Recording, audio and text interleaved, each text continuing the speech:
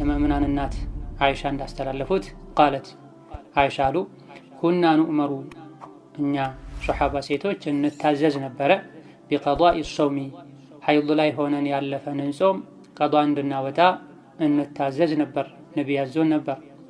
ወላ ኑእመሩ አንታዘዝም ነበረ ቢቀዷኢ ሶላቲ በሐይድ ምክንያት ያለፈንን ሶላት ቀዷ እንድናወጣ ግን አንታዘዝም ነበር። የወር አበባና የወሊድ ደም የተጀመረ ጾምንም ያበላሻል፣ ደሙ ያለ መጾምም ይከለክላል፣ ሐራም ይሆናል። ነገር ግን ነፍሰ ጡርና አጥቢ የሆኑ ሴቶች ማፍጠር ይፈቀድላቸዋል። ቢጾሙ ግን ጾማቸው ትክክል ይሆናል። ተቋቁሞ ቢጾሙ አሊያ ደግሞ ምንም አይነት ስሜት ድካም ስለሌለኝ ጾማለሁ ቢሉ ጾማቸው ትክክል ይሆናል። ሐይድ ነው ማለት የማይቻል ሐይድ መሆኑ በእርግጠኝነት የማይታወቅ ዝም ብሎ የሚፈስ ደም ያለባት ሴት ሙስተሐባ ትባላለች። የጅቡ ዐለይሃ ሲያም እንዲህ አይነት የደም መፍሰስ ችግር ያለባት ሴት በመሰረቱ መጾም ግዴታ ይሆንባታል። ወላ የጁዙ ለሃ ልኢፍጣሩ ማፍጠር አይፈቀድላትም ጾምን መተው። ሚን አጅል ኢስቲሓዳ ላይ ነኝ ብላ ማፍጠር አይፈቀድላትም። ማፍጠር የሚፈቀደው ግዴታ የሚሆነው ሐይድ መሆኑ ከተረጋገጠ። ليس من يقطع طرقا بطلا إنما من يتقي الله. الحمد لله والصلاة والسلام على خير خلق الله محمد بن عبد الله وعلى آله وأصحابه ومن والاه. أما بعد السلام عليكم ورحمة الله وبركاته. كتر أسرع سمنت يتنبيهات تمهرتاتشن. قال المؤلف رحمه الله تعالى في الفصل السابع في أحكام تختص بالمرأة في باب الصيام في الصفحة 38. وتختص المرأة سيتلج كوندة الليالج بأعذار تبيح لها الإفطار ما افترن لتشل بميا درقو مكنياتوج في رمضان ورزوم لاي على أن تقضي ما أفطرته يا فترت شبة قضاء كموتات قام بسبب تلك الأعذار بالنزيع كوندوش بمثل ليباتشو مكنياتوج من أيام أخر بليلا قزي قضاء كموتات قام. وهذه الأعذار نزيه سيتلج كوند ليت بالملكو رمضان لاي ما افتر يمتشلباتشو مكنياتوج يميبالوت هي النسو يميكتلوت ناتشو. ألف عندنيو الحيض والنفاس በወር አበባና በወሊድ ደም ምክንያት ሴት ልጅ ረመዳንን መጾም ግዴታነቱ በጊዜው ይቀርላታል። يحرم على المرأة ሴት ልጅ ላይ ሐራም ይሆናል الصوم መጾም أثناءهما የወር አበባና የወሊድ ደም ላይ በምትሆንበት ጊዜ መጾም ሐራም ወንጀል ይሆንባታል። ويجب عليها القضاء قضاء ማውጣት ደግሞ ዋጅብ ግዴታ ይሆንባታል من أيام أخر በሌላ ጊዜ በጊዜው መጾም አትችልም ሐይድ ላይ ሆና ኋላ ላይ ግን ስትጠራ ከረመዳን ውጪ ባለ ጊዜ ቀዷ ማውጣት ዋጅብ ይሆንባታል። لما في الصحيحين ቡኻሪና ሙስሊም ውስጥ ተዘግቦ ስለሚገኝ عن عائشة رضي الله عنها የመእምናን እናት አይሻ እንዳስተላለፉት ቃለት አይሻ አሉ ኩና ኑእመሩ እኛ ሶሐባ ሴቶች እንታዘዝ ነበረ ቢቀዷኢ ሶውሚ ሐይድ ላይ ሆነን ያለፈንን ጾም ቀዷ እንድናወጣ እንታዘዝ ነበር፣ ነቢይ ያዞን ነበር። ወላ ኑእመሩ አንታዘዝም ነበረ ቢቀዷኢ ሶላቲ በሐይድ ምክንያት ያለፈንን ሶላት ቀዷ እንድናወጣ ግን አንታዘዝም ነበር።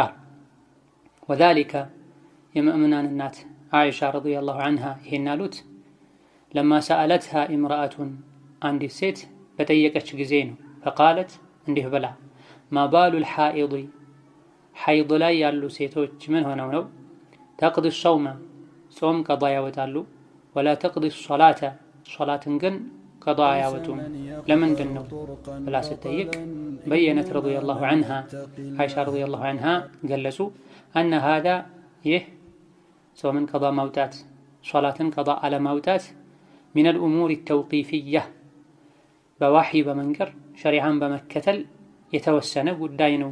አለቲ ዩተበዑ ፊሃ ነሱ የሸሪዓ ጥቅስ ቁርአን ሐዲት ማስረጃን ተከትሎ የሚደረግ ነገር ነው እንጂ ሰዎች በአቅላቸው በዝንባሌያቸው የሚያደርጉትና የሚወስኑት ነገር እንዳልሆነ የሙእሚናት አይሻ ገለጹ።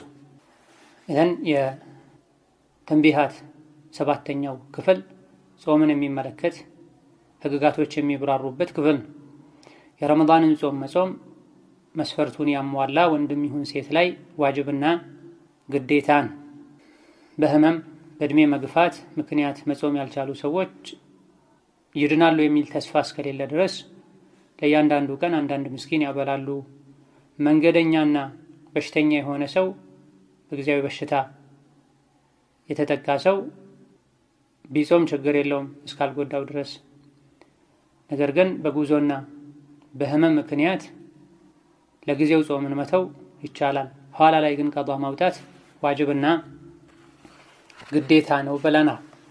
ከዛ በኋላ ሼኹ ጠቀል ያለ መግቢያ ካስቀመጡ በኋላ ወተኽተሱ ልመርአቱ ቢአዕዛሪን ቱቢሑ ለሃ ልኢፍጣረ ፊ ረመዳን፣ ረመዳንን መጾሙ ማንኛውም ጤነኛ የሆነ ለአካለ መጠን የደረሰ ሀገር ውስጥ ያለ መጾም የሚችል ሙስሊም ወንድና ሴት ላይ ግዴታ ይሆናል ተብሎ ነበረና፣ ነገር ግን ተኽተሱ ልመርአ ሴት ልጅ ትለያለች ቢአዕዛሪን በዑዝሮች በምክንያቶች ቱቢሑ ለሃ ልኢፍጣረ ማፍጠር እንዲፈቀድላት መብላት እንዲፈቀድላት በሚያደርጉ ዑዝሮች ምክንያቶች ከወንድ ትለያለች። ፊ ረመዳን ረመዳን ወር ላይ የረመዳን ወር ሲገባ ወሩን ሙሉ መጾም በጊዜው ያሉ ጤነኛ የሆኑ እንዳይጾሙ የሚከለክል ነገር የሌለባቸው ሰዎች ዘንድ ዋጅብ ግዴታ ነው ተብሏል በጥቅል። ሴት ልጅ ግን ከዚህ ተነጥላ ትወጣለች። ረመዳን ላይ መብላት የምትችልባቸው ምክንያቶች አሉ። ነገር ግን አላ አን ተቅዲ ማ አፍጠረትሁ ያፈጠረችውን ቀዷ ከማውጣት ጋር ቢሰበብ ትልከ አልአዕዛሪ በእነዚህ ቀጥለው የሚጠቀሱ ዑዝሮች ምክንያት ያፈጠረቻቸው ቀኖችን ቀዷ ማውጣት እንዳለባት ከማመን ጋር ከመነየት ጋር። መቼ ነው ቀዷ የምታወጣው? ፊ አያሚን ኡኸር በሌላ ጊዜ። ትናንት እንደተገለጸው ረመዳን ላይ የዕለቱ ጾም እንጂ ሌላ ጾም አይጾምም። የረመዳን መጀመሪያ ላይ ለ5 ቀን ለ6 ወይም ለ7 ቀን ሐይድ ላይ ብትቆይ 8ኛው ቀን ላይ ጠርታ ጾም ስትጀምር የ9ኛውን ቀን የ8ኛውን ቀን ጾም ነው የምትጾመው። የ1ኛው ቀን ጾም የ2ኛው ቀን ጾም እያለች ቀዷ አታወጣ። ረመዳን ውስጥ ላይ ቀዷም አይወጣም፣ ሌላ ጾምም አይጾም። መጾም የቻለ የዕለቱን የወሩን ረመዳን ብቻ ነው የሚጾም። وهذه الأعذار هي ሴት ልጅ ከወንድ ተለይታ ዑዝር ስላላት ተብሎ ረመዳን ላይ መብላት ከምትችልባቸው ዑዝሮች መሃል አንደኛው ሐይድና ኒፋስ ነው። የወር አበባና የወሊድ ደም። የወር አበባና የወሊድ ደም ላይ ያለች ሴት የተለያዩ ነገሮችን እንደምትከለከል ካሁን ቀደም አሳልፈናል። ከዚህ አንዱ ጾም ነው። መጾም አትችልም። يحرم على المرأة الصوم أثناءهما ሴት ልጅ የወር አበባ ወይም የወሊድ ደም ላይ ያለች መጾም አትችልም። በሁሉም የፊቅህ ሊቃውንት ስምምነት ሴት ልጅ ሐይድ ላይ ወይም የወሊድ ደም ላይ ሆነ መጾም አትችልም። እምቢ ብላ እንኳ ብትጾም ጾሙ ተቀባይነት አያገኝም፣ እንደ ጾመች አይቆጠርም። ለጥንቃቄ ብላም ይሁን በማፈር ሐይድ ላይ ሆና ልጾም አይገባትም። ሴት ልጅ ብታደርግ ወንጀለኛ ትሆናለች። የጾሙ ግዴታም አይቀርላት፣ ኋላ ላይ ቀዷ ማውጣትም ይጠበቅባታል። ወየጅቡ ዐለይሃ አልቀዷኡ ሚን አያሚን ኡኸር በጊዜው መጾም አትችልም፣ ወንጀለኛ ትሆናለች። ነገር ግን ሙሉ በሙሉ ይቀራል ማለት አይደለም። በሌላ ጊዜ ቀዷ ማውጣት ዋጅብ ይሆንባታል። መጾም አትችልም፣ መጾም ወንጀለኛ ያረጋታል፣ ብጾምም እንደ ጾም አይቆጠርም ከተባለ መብላት አለባት ማለት ነው። ወይ ሳይበሉ ወይ ሳይጾሙ መዋል ተገቢ አይደለም። በተለይ ከምግብ መታቀቡን እንደ ጾም የሚቆጥሩት ከሆነ ያለ ሙሉ ጧሃራ ሶላት መስገድ እንደማይቻለው ሁሉ የወር አበባ ደም የወሊድ ደም እየወረደ እየፈሰሰ ጾም መጾም አይቻልም። ባለማወቅ በዚህ መልኩ የጾሙ ካሉ ድጋሜ ቀዷ ማውጣት ይጠበቅባቸዋል። ወየጅቡ ዐለይሃ አልቀዷኡ ፊ አያሚን ኡኸር በሌላ ጊዜ ቀዷ ማውጣት ይጠበቅባታል። ረመዳን እንደወጣ ቀጣዩ ረመዳን እስኪቃረብ ድረስ ባለው ሰፊ ጊዜ ውስጥ ቀዷ ማውጣት ይቻላል። በላጩ ግን ረመዳን እንዳለቀ ወዲያውኑ ቀዷን አውጥቶ አስከትሎ ሸዋልን መጾም ነው የሚሻለው። ረመዳን ላይ በሐይድ ወይም በኒፋስ በወሊድ ደም አልያ በህመምና መሰል ምክንያቶች ያልጾማቸው ቀኖች ያሉበት ሰው በላጩ ረመዳን እንዳለቀ ከዒድ ቀን ቀጥሎ ከፈለገ 1-2 ቀን አርፎ ወዲያው ያሉበትን የፈርድ ጾም ጊዜዎችን ቆጥሮ ጾሞ ከዛ የሸዋል ወር ሳያልቅ ከሸዋል 6ቱን ቀን መጾሙ በላጭና የተሟላ አጅር የሚያስገኝ ነው። ቀዷ በሚወጣበት ጊዜ አከታትሎ መጾምም ይቻላል። ያፈራረቁ ያረፉ መጾምም ይቻላል። ረመዳን በተከታታይ ነበርና የሚጾመው ቀዷም በተከታታይ መሆን አለበት አይባልም፣ ግዴታ አይደል። ነገር ግን ኃላፊነትን ፈጥኖ ከመወጣት አንፃር አከታትሎ መጾም ቢቻል የተሻለ ይሆናል። ይሄም ማድረግ ያልቻለ ሰው ከአቅም አንፃር ከጤንነት አንፃር አንድ ቀን የጾም አንድ ቀን ቢያርፍ፣ አንድ ቀን የጾመ 2 ቀን ቢያርፍ ችግር የለውም። ቀጣዩ ረመዳን እስኪገባ ድረስ ባለው ሰፊ ጊዜ መጾም ይቻላል ከመቻል አንፃር። ነገር ግን በላጩ ፈጥኖ ግዴታውን መወጣት። ሴት ልጅ ሐይድ ላይ ያለች አትጾምም። ኋላ ላይ ግን ቀዷ ማውጣት ይወጅብባታል ጾሟን የተባለው ከምን አንፃር ነው የሚል ጥያቄ ከተነሳ ሊማ ፊ الصحيحين عن عائشة رضي الله عنهما قالت ቡኻሪና ሙስሊም ውስጥ ከእናታችን አይሻ رضي الله عنها የተዘገበ ሐዲስ ወይም ንግግር ስላለ الصحيحين ማለት ቡኻሪና ሙስሊም ማለት ሁለት ሷሂህ መጽሐፎች ማለት ነው። ካሁን ቀደም አብራርተናል። ባይሆን ደርስ 4 ላይ ይሁን አላስታውስም ለጊዜው። ቡኻሪና ሙስሊም ውስጥ ያሉ ሐዲሶች በሙሉ ሷሂህ ካልሆኑ ባለቤቴ ተፈታለች ቢል አንድ ሰው ባለቤቱ አትፈታም ብለዋል ዑለሞች። ሷሂህነቱን ለማረጋገጥ ነው ይሄን ያሉት። አንድ ሰው ቡኻሪና ሙስሊም ውስጥ ያሉ ሐዲሶች በሙሉ ሷሂህ ካልሆኑ ባለቤቴ ተፈታለች ኒካህዋ ወርዷል ቢል ኒካህዋ ይወርድም ትክክል ስለሆነ ውስጣቸው ላይ ያለ ሐዲስ በሙሉ ተብሏል። ይሄን ስገልጽ ባለቤቴ ተፈታለች ቢል ኒካሁ ይወርዳል በሚል ተገልጿል። ይሄ ያገላለጽ ስህተት ነው። ኒካሁ አይወርድም ሷሂህ ከመሆናቸው አንፃር ማለት ነው። قالت كنا نؤمر بقضاء الصوم ጾምን ቀዷ እንድናወጣ እንታዘዝ ነበር አለች እናታችን አይሻ። አዛዡ ነቢ ናቸው። ታዛዦች ደግሞ የሱሐባ ሴቶች ናቸው። በነቢ ዘመን እንዲህ ነበር ማለት ነው ባጭሩ። በነቢ ዘመን የነበሩ ሴቶች የረመዳን ወር ጾም ላይ በሐይድ ምክንያት ያለፏቸው ቀናቶችን ቀዷ ያወጡ ነበር። ወላ ንኡመሩ ቢቀዷኢ አሶላቲ ሶላትን ግን ቀዷ አውጡ ተብለው አይታዘዙም ነበር። ይሄን ያሉት የሙእሚናን እናት አይሻ አንዲት ሴት በጠየቀቻቸው ጊዜ ነው። ለምንድን ነው ሴት ልጅ በሐይድ ምክንያት ያለፋትን ሶላት ቀዷ የማታወጣው ጾሙን ደግሞ ቀዷ የምታወጣው ብለው ጠይቀዋል። ማባሉል ሐኢድ ተቅዲ ሶውመ ወላ ተቅዲ አሶላህ። የሙእሚናን እናት አንቺ ሐሩርያ ነሽ እንዴ ብለው ጠይቀዋል። ሐሩራ የሚባል አካባቢ ላይ የነበሩ እንደ ተክፊር ኸዋሪጅ አይነት ባህሪ የነበራቸው ሰዎች ናቸው። ሴት ልጅ በሐይድ ምክንያት ያለፋትን ሶላት ቀዷ ታውጣ የሚል አቋም አላቸው፣ ከማጥበቃቸው የመጣ ማለት ነው። አይሻ ረዲየላሁ ዐንሃ ለጠያቂዋ ይሄን ጥያቄ ስትጠይቃት አይደለሁም እኔ ማወቅ ፈልጌ ብቻ ነው ባለች ጊዜ ኩና ንኡመሩ ቢቀዷኢ ሶውሚ ወላ ንኡመሩ ቢቀዷኢ አሶላህ ጾም ቀዷ አውጡ እንባል ነበር፣ ሶላትን ግን ቀዷ አውጡ አንባልም ነበር የሚል መልስ ሰጥተዋል። በየነት ረዲየላሁ ዐንሃ أن هذا من الأمور التوقيفية ይህ ሰዎች ሸሪዓን ተከትለው ወህይን ተከትለው የሚያደርጉት የተገደበ ነገር ነው። ተውቂፊ ማለት የተገደበ ማለት በሸሪዓ የተገደበ ሰዎች ሸሪዓን ካገኙ ተከትለው የሚያደርጉት ሸሪዓ የሚፈቅደው ሆኖ ካላገኙት ደግሞ ከማድረግ የሚታቀቡበት ነገር ተውቂፊ ይባላል። የዲን ጉዳይ በሙሉ ተውቂፊ ነው።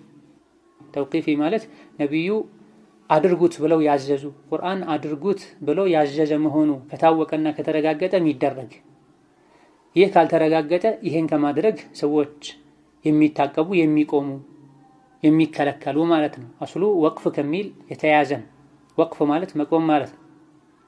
ተውቂፊ ማለት ነብዩ ተከታዮቻቸውን እጃቸውን ይዘው ይሄን አድርጉ ይሄን አድርጉ ይሄን አድርጉ ብለው ያዘዙት ነገር ተውቂፊ ይባላል። ነቢ ፈቅደዋል፣ አሳውቀውናል፣ አስተምረውናል ማለት ነው። ያ ካልሆነ ግን መታቀብ አለብን። አሁን ላይ ምንም እንኳን ሰዎች መልካም የመሰላቸውን ሁሉ ዲን ውስጥ የጨመሩ ሱናና ቢድዓ ቢቀላቀለም ደጋግ ቀደምቶች ማንኛውም ነገር የሚያደርጉት ነቢ እንዳደረጉት አድርጉት ብለው እንዳዘዙ በዘመናቸው ወህይ የወረደ ሱሐቦች አድርገውት እሳቸው ያጸደቁት መሆኑ ከታወቀ ብቻና ብቻ ነበር። التوقيفية التي يتبع فيها النص የሚለው ተውቂፊየህ ለሚለው ተፍሲር ነው። ተውቂፊ ማለት التي يتبع فيها النص የቁርአን ሐዲስ ጥቅስን ተከትሎ የሚያደርጉት ነገር ነው። በአቅል በግል አመለካከት የሚደረግ ነገር አይደለም። ልክ ኹፍን ካልሲን ማበስ ላይ እንዳለው ሁኔታ ማለት ነው። መስፈርቱ ተሟልቶ ኹፍ ላይ ካልሲ ላይ በሚታበስበት ጊዜ የእግር ውስጡ አይታበስም። ዓሊ ረዲየላሁ ዐንሁ አርዳህ ዲን በመሰለኝ ቢሆን ሰዎች እንዳሰቡት እንደመሰላቸው የሚጓዙ ቢሆን ዲን ላይ ኹፍ ላይ ካልሲ ላይ በሚታበስበት ጊዜ የእግር ስሩ ነበር መታበስ ያለበት። ነገር ግን ነብዩ ሰለላሁ ዐለይሂ ወሰለም እላዩን ነው ሲያብሱ ያየሁት ብለዋል። ሌሎችም በርካታ የዲን ህግጋት ተውቂፊ ናቸው። ሸሪዓ አድርጉ ስላለን ብቻ ነው የምናደርገው፣ ሸሪዓ አድርጉት ባለው መልኩ ማለት ነው። ስለዚህ ለምን ጾም ቀዷ ይወጣል ሶላት ለምን አይወጣም አይባል። ነብይ በዚህ መልኩ ነው ያዘዙት። ሕክመቱ ዛሊካ እንደው ይህ ላይ ከመስማማታችንም ጋር ሚስጥሩን ስንፈልግ ከምን አንጻር ይሁን ይሄ የተደረገው ሲባል ቃለ ሸይኹል ኢስላም ተይሚያ ረሒመሁላህ ተዓላ ኢብኑ ተይሚያ አሉ في مجموع الفتاوى في المجلد 25 في الصفحة 51 بعد 200 والدم الذي يخرج بالحيض بحيض مكنيات يمي وتادم فيه خروج الدم يسولج يا أكالو مقواقواميا مجنبيا يهونو دم موتاتن ياسكتلا يا رب بعد موتات لسولج سونت يمياسفلق دم موتاتن فيه خروج الدم والحائض حيض لا يالش سيت يمكنها تشلالج أن تصوم مصوم في غير أوقات الدم دم كم يفسبت وجي بالغزي في حال لا يخرج فيها دمها دمها بما يفسبت هنيتانا غزي لاي مصوم تشلالج فكان صومها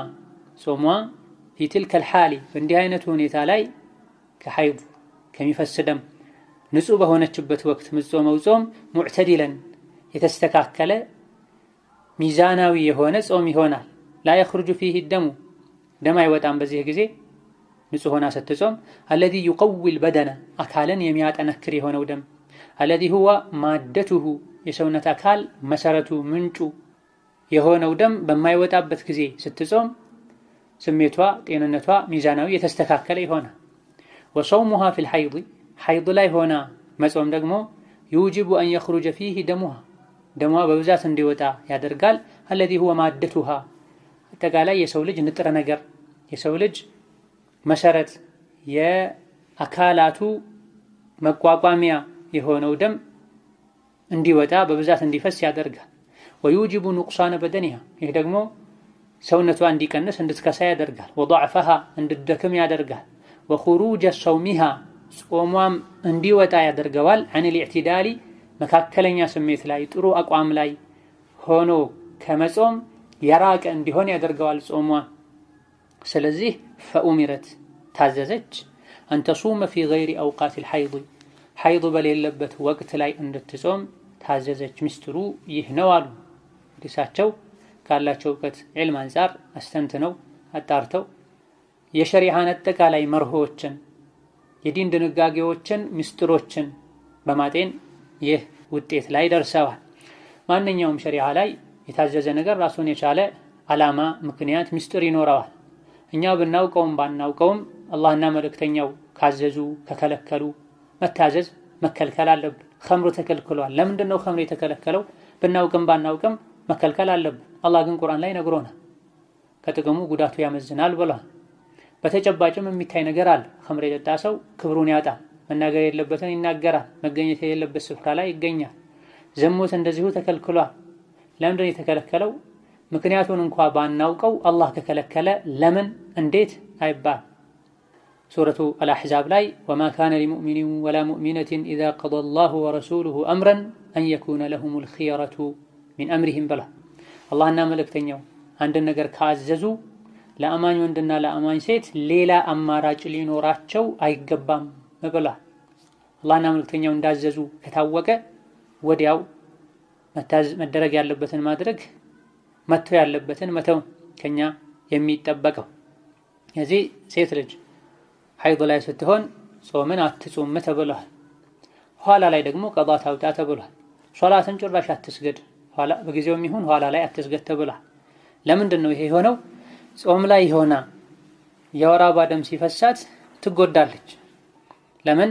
ወደሙ الذي يخرج بالحيض فيه خروج الدم በሐይድ ምክንያት የሚወጣው ደም መሰረታዊ ለሰውነት የሚያስፈልገውን ደም መውጣትን ነው የሚያስከትለው።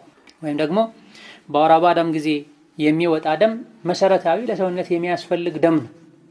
ወልሐኢዱ ዩምኪኑሃ አን ተሱመ ፊ ገይሪ አውቃቲ አደሚ ሴት ልጅ ደም በሌለበት ወቅት ጠብቃ መጾም ትችላለች።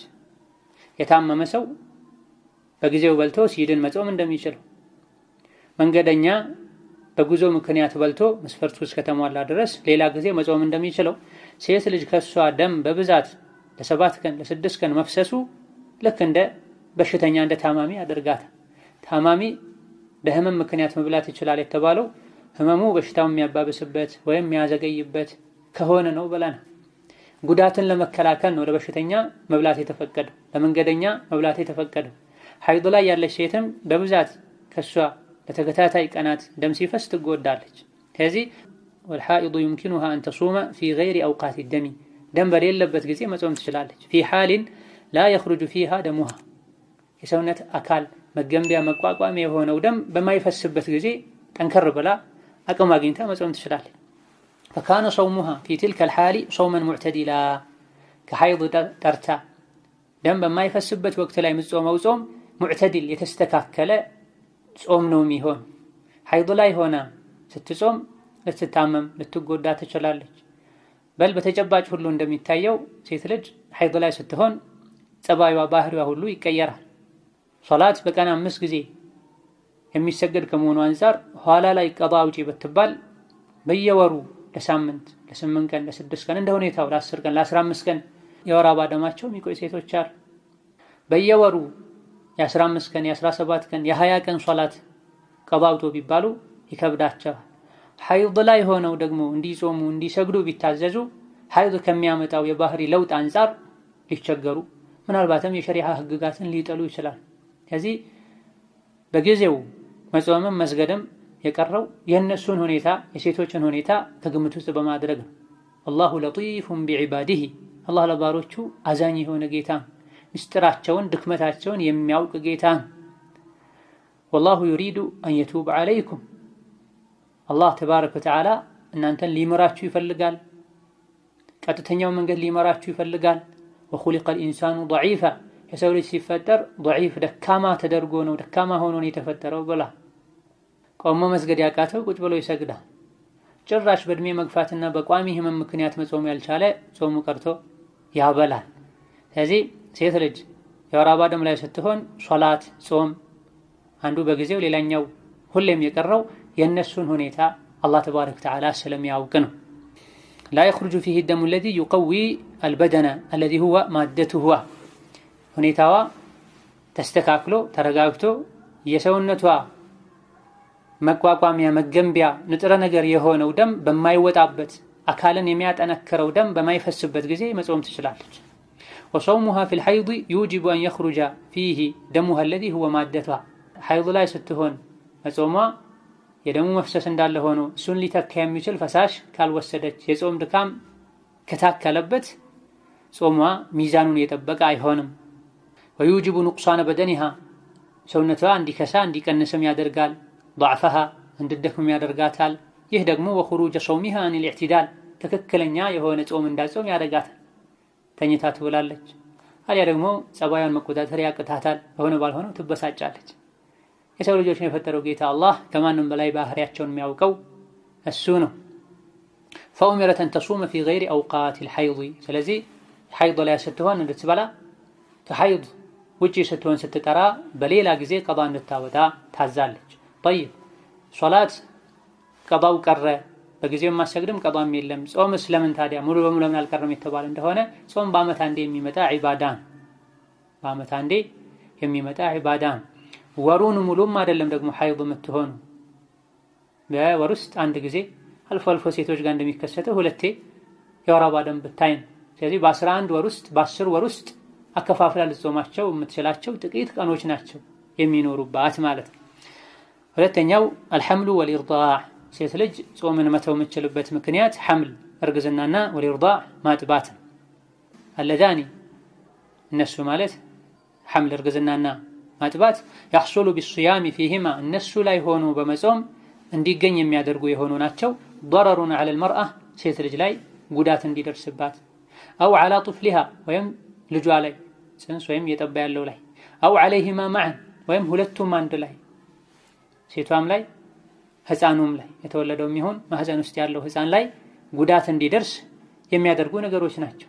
ሴት ልጅ ያጠባች ወይም ነፍሰ ጡር ሆና ትጾም ማለት فإنها تفطر ስለዚህ ሴት ልጅ ትበላለች في حال حملها እርግዝና ላይ በምትሆንበት ሁኔታና وإرضاعها በምታጠባበት ሁኔታና ጊዜ ላይ ثم ከዛም إن كان الضرر ጉዳቱ الذي أفطرت من أجله ለሱ ብላ ያፈጠረችበት ጉዳት يحصل على الطفل ልጁ ላይ ስለሚደርስ ልጁ ስለሚጎዳ ብቻ ብላ ከሆነ ያፈጠረችው فقط دونها ለኔ ጉዳት ብላ ሳይሆን ለራሷ ጉዳት ብላ ሳይሆን ለጥፍሉ ለህፃኑ ጉዳት ብላ ከሆነ እንዳይጎዳ ብላ ከሆነ ያፈጠረችው فإنها تقضي ما أفطرته ያፈጠረችውን ያክል ቀን ቀዷ ታወጣለች።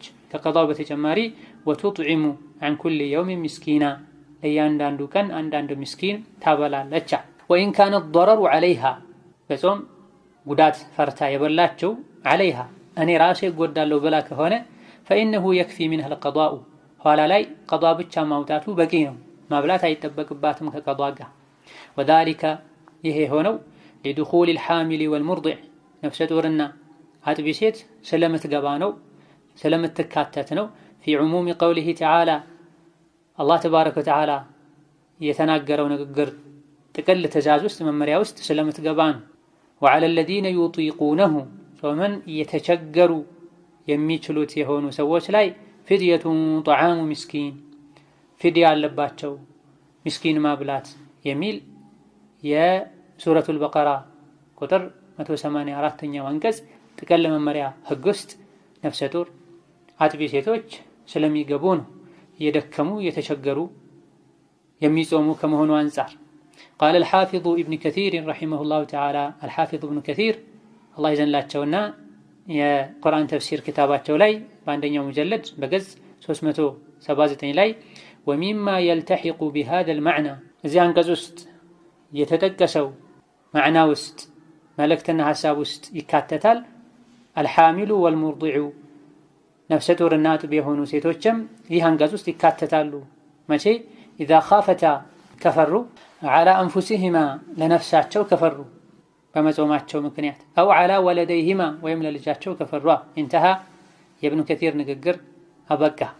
وقال شيخ الإسلام ابن تيمية رحمه الله تعالى شيخ الإسلام ابن تيمية ደግሞ አሉ إن كانت الحامل ነፍሰ ጡር ሴት ከሆነች ተኻፉ የምትፈራ ከሆነች على جنينها ለጽንሷ የምትፈራ ከሆነ فإنها تفطر ይህኔ ማፍጠር ትችላለች። وتقضي ኋላ ላይ ቀዷ ታወጣለች።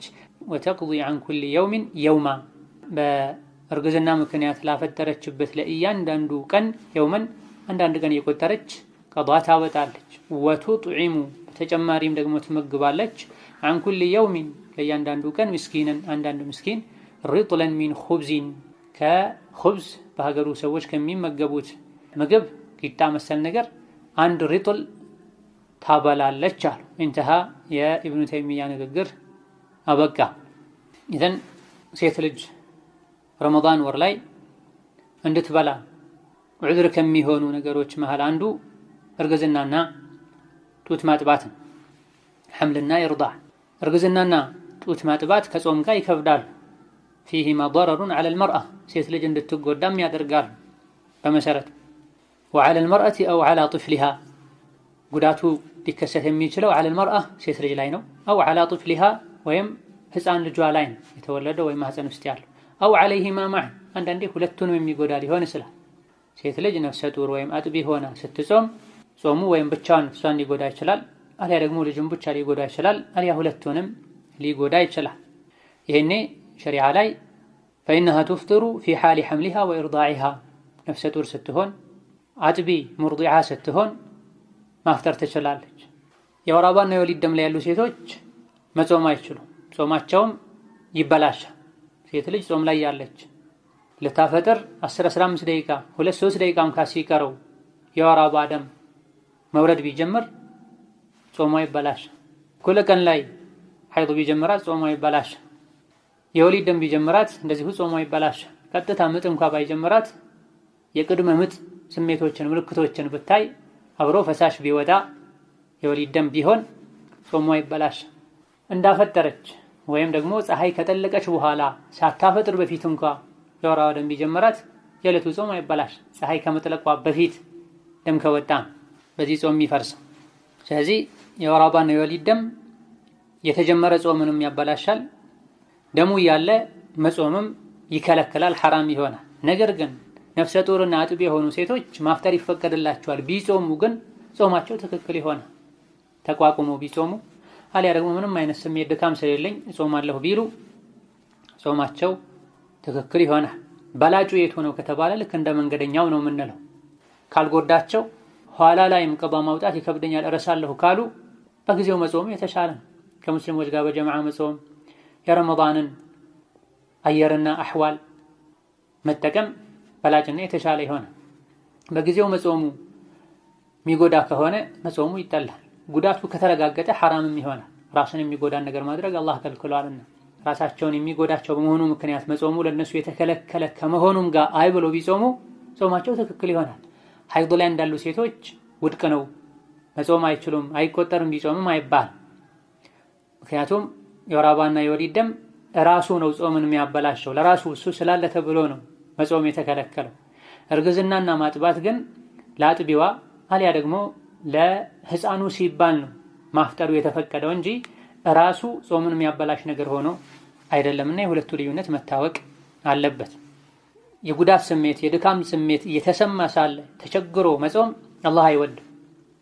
ሐዲስ ላይ አላህ ተባረከ ወተዓላ ያዘዘው ነገር ሲሰራ ደስ እንደሚለው ሁሉ እንደሚወደው ሁሉ የፈቀደውና ያግራራው ነገር ሲደረግም ይደሰታል ይወዳል ተብሏል።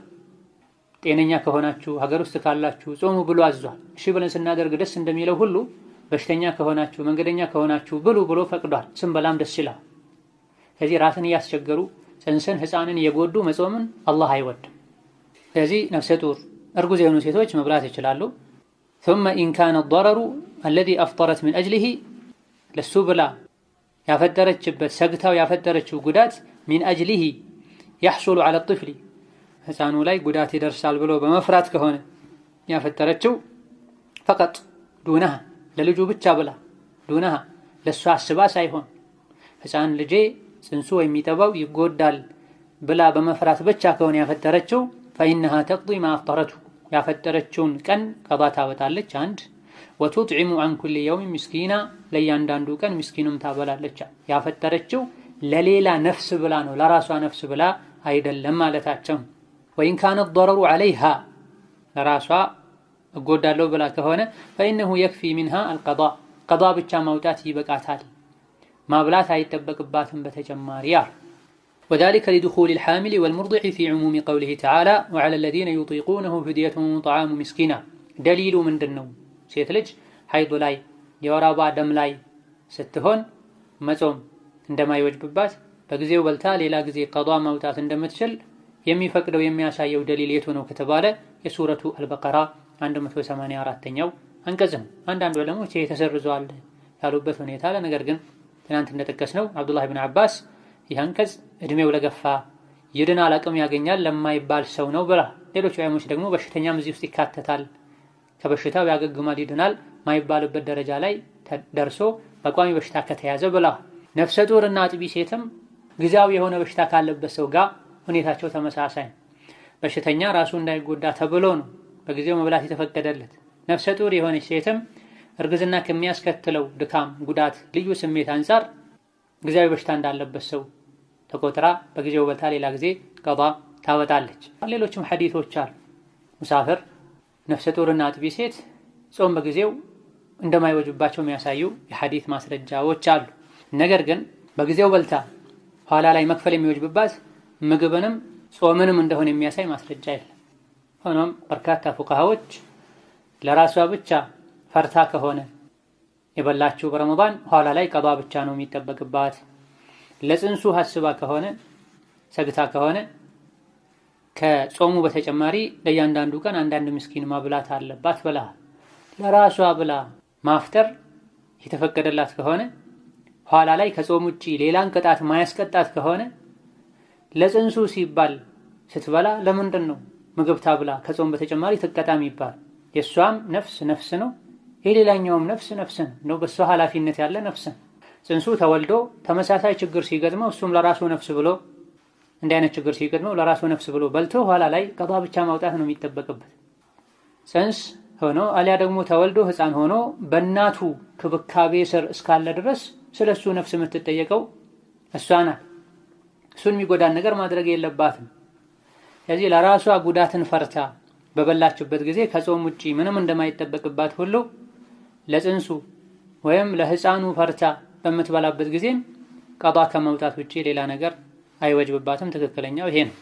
قال الحافظ ابن كثير رحمه الله تعالى في تفسيره ومما يلتحق بهذا المعنى الحامل والمرضع وعلى الذين يطيقونه የሚለው ውስጥ ከሚካተቱ ነገሮች ከሚካተቱ ሰዎች አንዱ ሐሚል ነፍሰ ጡርና ሙርዲዕ አጥቢ የሆኑ ሴቶች ናቸው። መቼ إذا خافتا على أنفسهما أو على ولديهما أنفسهما ለራሳቸው أو ولديهما ወይም ለልጃቸው ከፈሩ ለተወለደው ወይም ማህፀን ውስጥ ላለው ልጃቸው ፈርተው ካፈጠሩ እዚህ ውስጥ ይካተታሉ። ኢብኑ ከሲር ረሂመሁላህ ተዓላ ታላቅ የተፍሲር ኢማምና አዋቂ ናቸው። የተፍሲር አዋቂዎች ንግግር አንዳንዴ ቁርአንን መሰረት አድርገው የተናገሩት እስከሆነ ድረስ እንደ ደሊል ሊቀርብ ይችላል። ሸይኹል ኢስላም ተይሚያም ረሂመሁላህ ተዓላ ኢን ካነት الحامل تخاف على جنينها ነፍሰ ጡር የሆነች ሴት ለጽንሷ ከፈራች ከሰጋች መጾሜ ይጎዳዋል ካለች فإنها تفطر ታፈጥራለች ትበላለች وتقضي عن كل يوم يوما ላፈጠረችበት ለእያንዳንዱ ቀን አንዳንድ ቀን ቀዷ ታወጣለች ባለባት ቀን ልክ እስከዚህ ያስማማል። وتطعم عن كل يوم مسكينا ከጾም በተጨማሪ ለእያንዳንዱ ቀን አንዳንድ ምስኪን ታበላለች። ሪጥለን ሚን ኹብዚን አንድ ሪጥል ኹብዝ ከመጾም በተጨማሪ ታብላ የሚል ትእዛዝ ከነቢም ይሁን ከሰሐቦች አልተገኘ። ቀዷ እንድታወጣ ብቻ ነው ቁርአን የሚያዘው። ፈዒደቱም ሚን አያሚን ኡኸር አንዳችሁ መንገደኛ ከሆነ ወይም በሽተኛ ከሆነ በሌላ ጊዜ ቀኑን ቆጥሮ ይክፈል ቀዷ ያውጣ ነው የሚል እንጂ ከመጾም ጋር ያብላ ተብሎ አልታዘዘም። ከሰሐቦችም ከነቢም ይህ አልተገኘም። ስለዚህ ቁርአን ወይም ሐዲስ ወይም ሰሐቦች ይሄን አድርጉ ብለው ካለማዘዛቸው ጋር ለጽንሷ ከሆነ ፈርታ የበላችው ታብላ ብሎ ማዘዙ ከባድ ነው። ምንም እንኳ በርካታ ፉቃሃዎች ይሄን ቢሉም ማለት ነው። ነገር ግን ግዴታ ነው ብሎ ካለማመን ጋር አቅም ያለው ሰው በበጎ ፈቃደኝነት ከጾም በተጨማሪ ባለበት ቀን ልክ አንዳንድ ምስኪን ቢያበላ በበጎ ፈቃደኝነት ግዴታ ነው ብለው ሳያምኑ ችግር አይኖረውም፣ በላጭም ይሆናል ከኺላፍ ለመውጣት። ምክንያቱም ታላላቅ በርካታ ፉቃሃዎች እዚህ ኢብኑ ተይሚያም እንዳሉት መበላት አለበት ብለዋል። ነገር ግን የዑለሞችን የፉቃሃዎችን ንግግር ማስረጃውን አይተን የሌሎችን ከነሱ ተቃራኒ የሆነ አመለካከት ያላቸው ዑለሞችንም ንግግርና ማስረጃ አይተን የተሻለ የሚለውን እየመረጠን ነው የምንከተለው። ከነቢ መሐመድ ውጭ ያሉ አዋቂዎች መሪዎች የተናገሩት ንግግር ማስረጃ ካለው እንቀበላል፣ ካልሆነ እንመልሰዋል። ሁላቸውንም ከመውደዳችን ከማክበራችን ጋር ማለት ነው። ዛሬ ብቻ አይደለም፣ በተለያዩ እስካሁን ባሳለፍናቸው ደርሶች እንዲህ ብለዋል፣ ትክክለኛው ይህ ነው ያልንበት አጋጣሚ አለ። ነገር ግን ይሄን ለማለት ማስረጃዎችን ማወቅ ያስፈልጋል እንጂ እንደዚሁ መድሀብን ብቻ በመከተል አሊያ ደግሞ ተራ የሆነ ሰው ለሱ ስላልመሰለውና ስላልጣመው ወይም ከስሜቱ ጋር ስላልሄደ የዑለሞችን አስተያየት አንዱን ጥሎ ሌላኛውን አንጠልጥሎ ሊሄድ አይገባውም። ተርጂህ ራሱን የቻለ መስፈርት አለ። ከዚህ አስተያየት ይሄ ይሻላል ብሎ ለመወሰን መሟላት ያለባቸው ቀዋዒዱ ተርጂህ የሚባሉ መስፈርቶች አሉ። በዛ መሰረት ነገሮች ታይተው አንዳንዴ አራቱ መዝሀቦች የመረጡት ትክክል ሊሆን ይችላል። ሌላ ጊዜ ሶስቱ አይቻልም ያሉት አንዱ የኢማም መሪ ትክክል ነው ብለው ሌሎች ዑለሞች እሳቸውን ተከትለው ትክክል ነው ብለው ሊሄዱ ይችላል።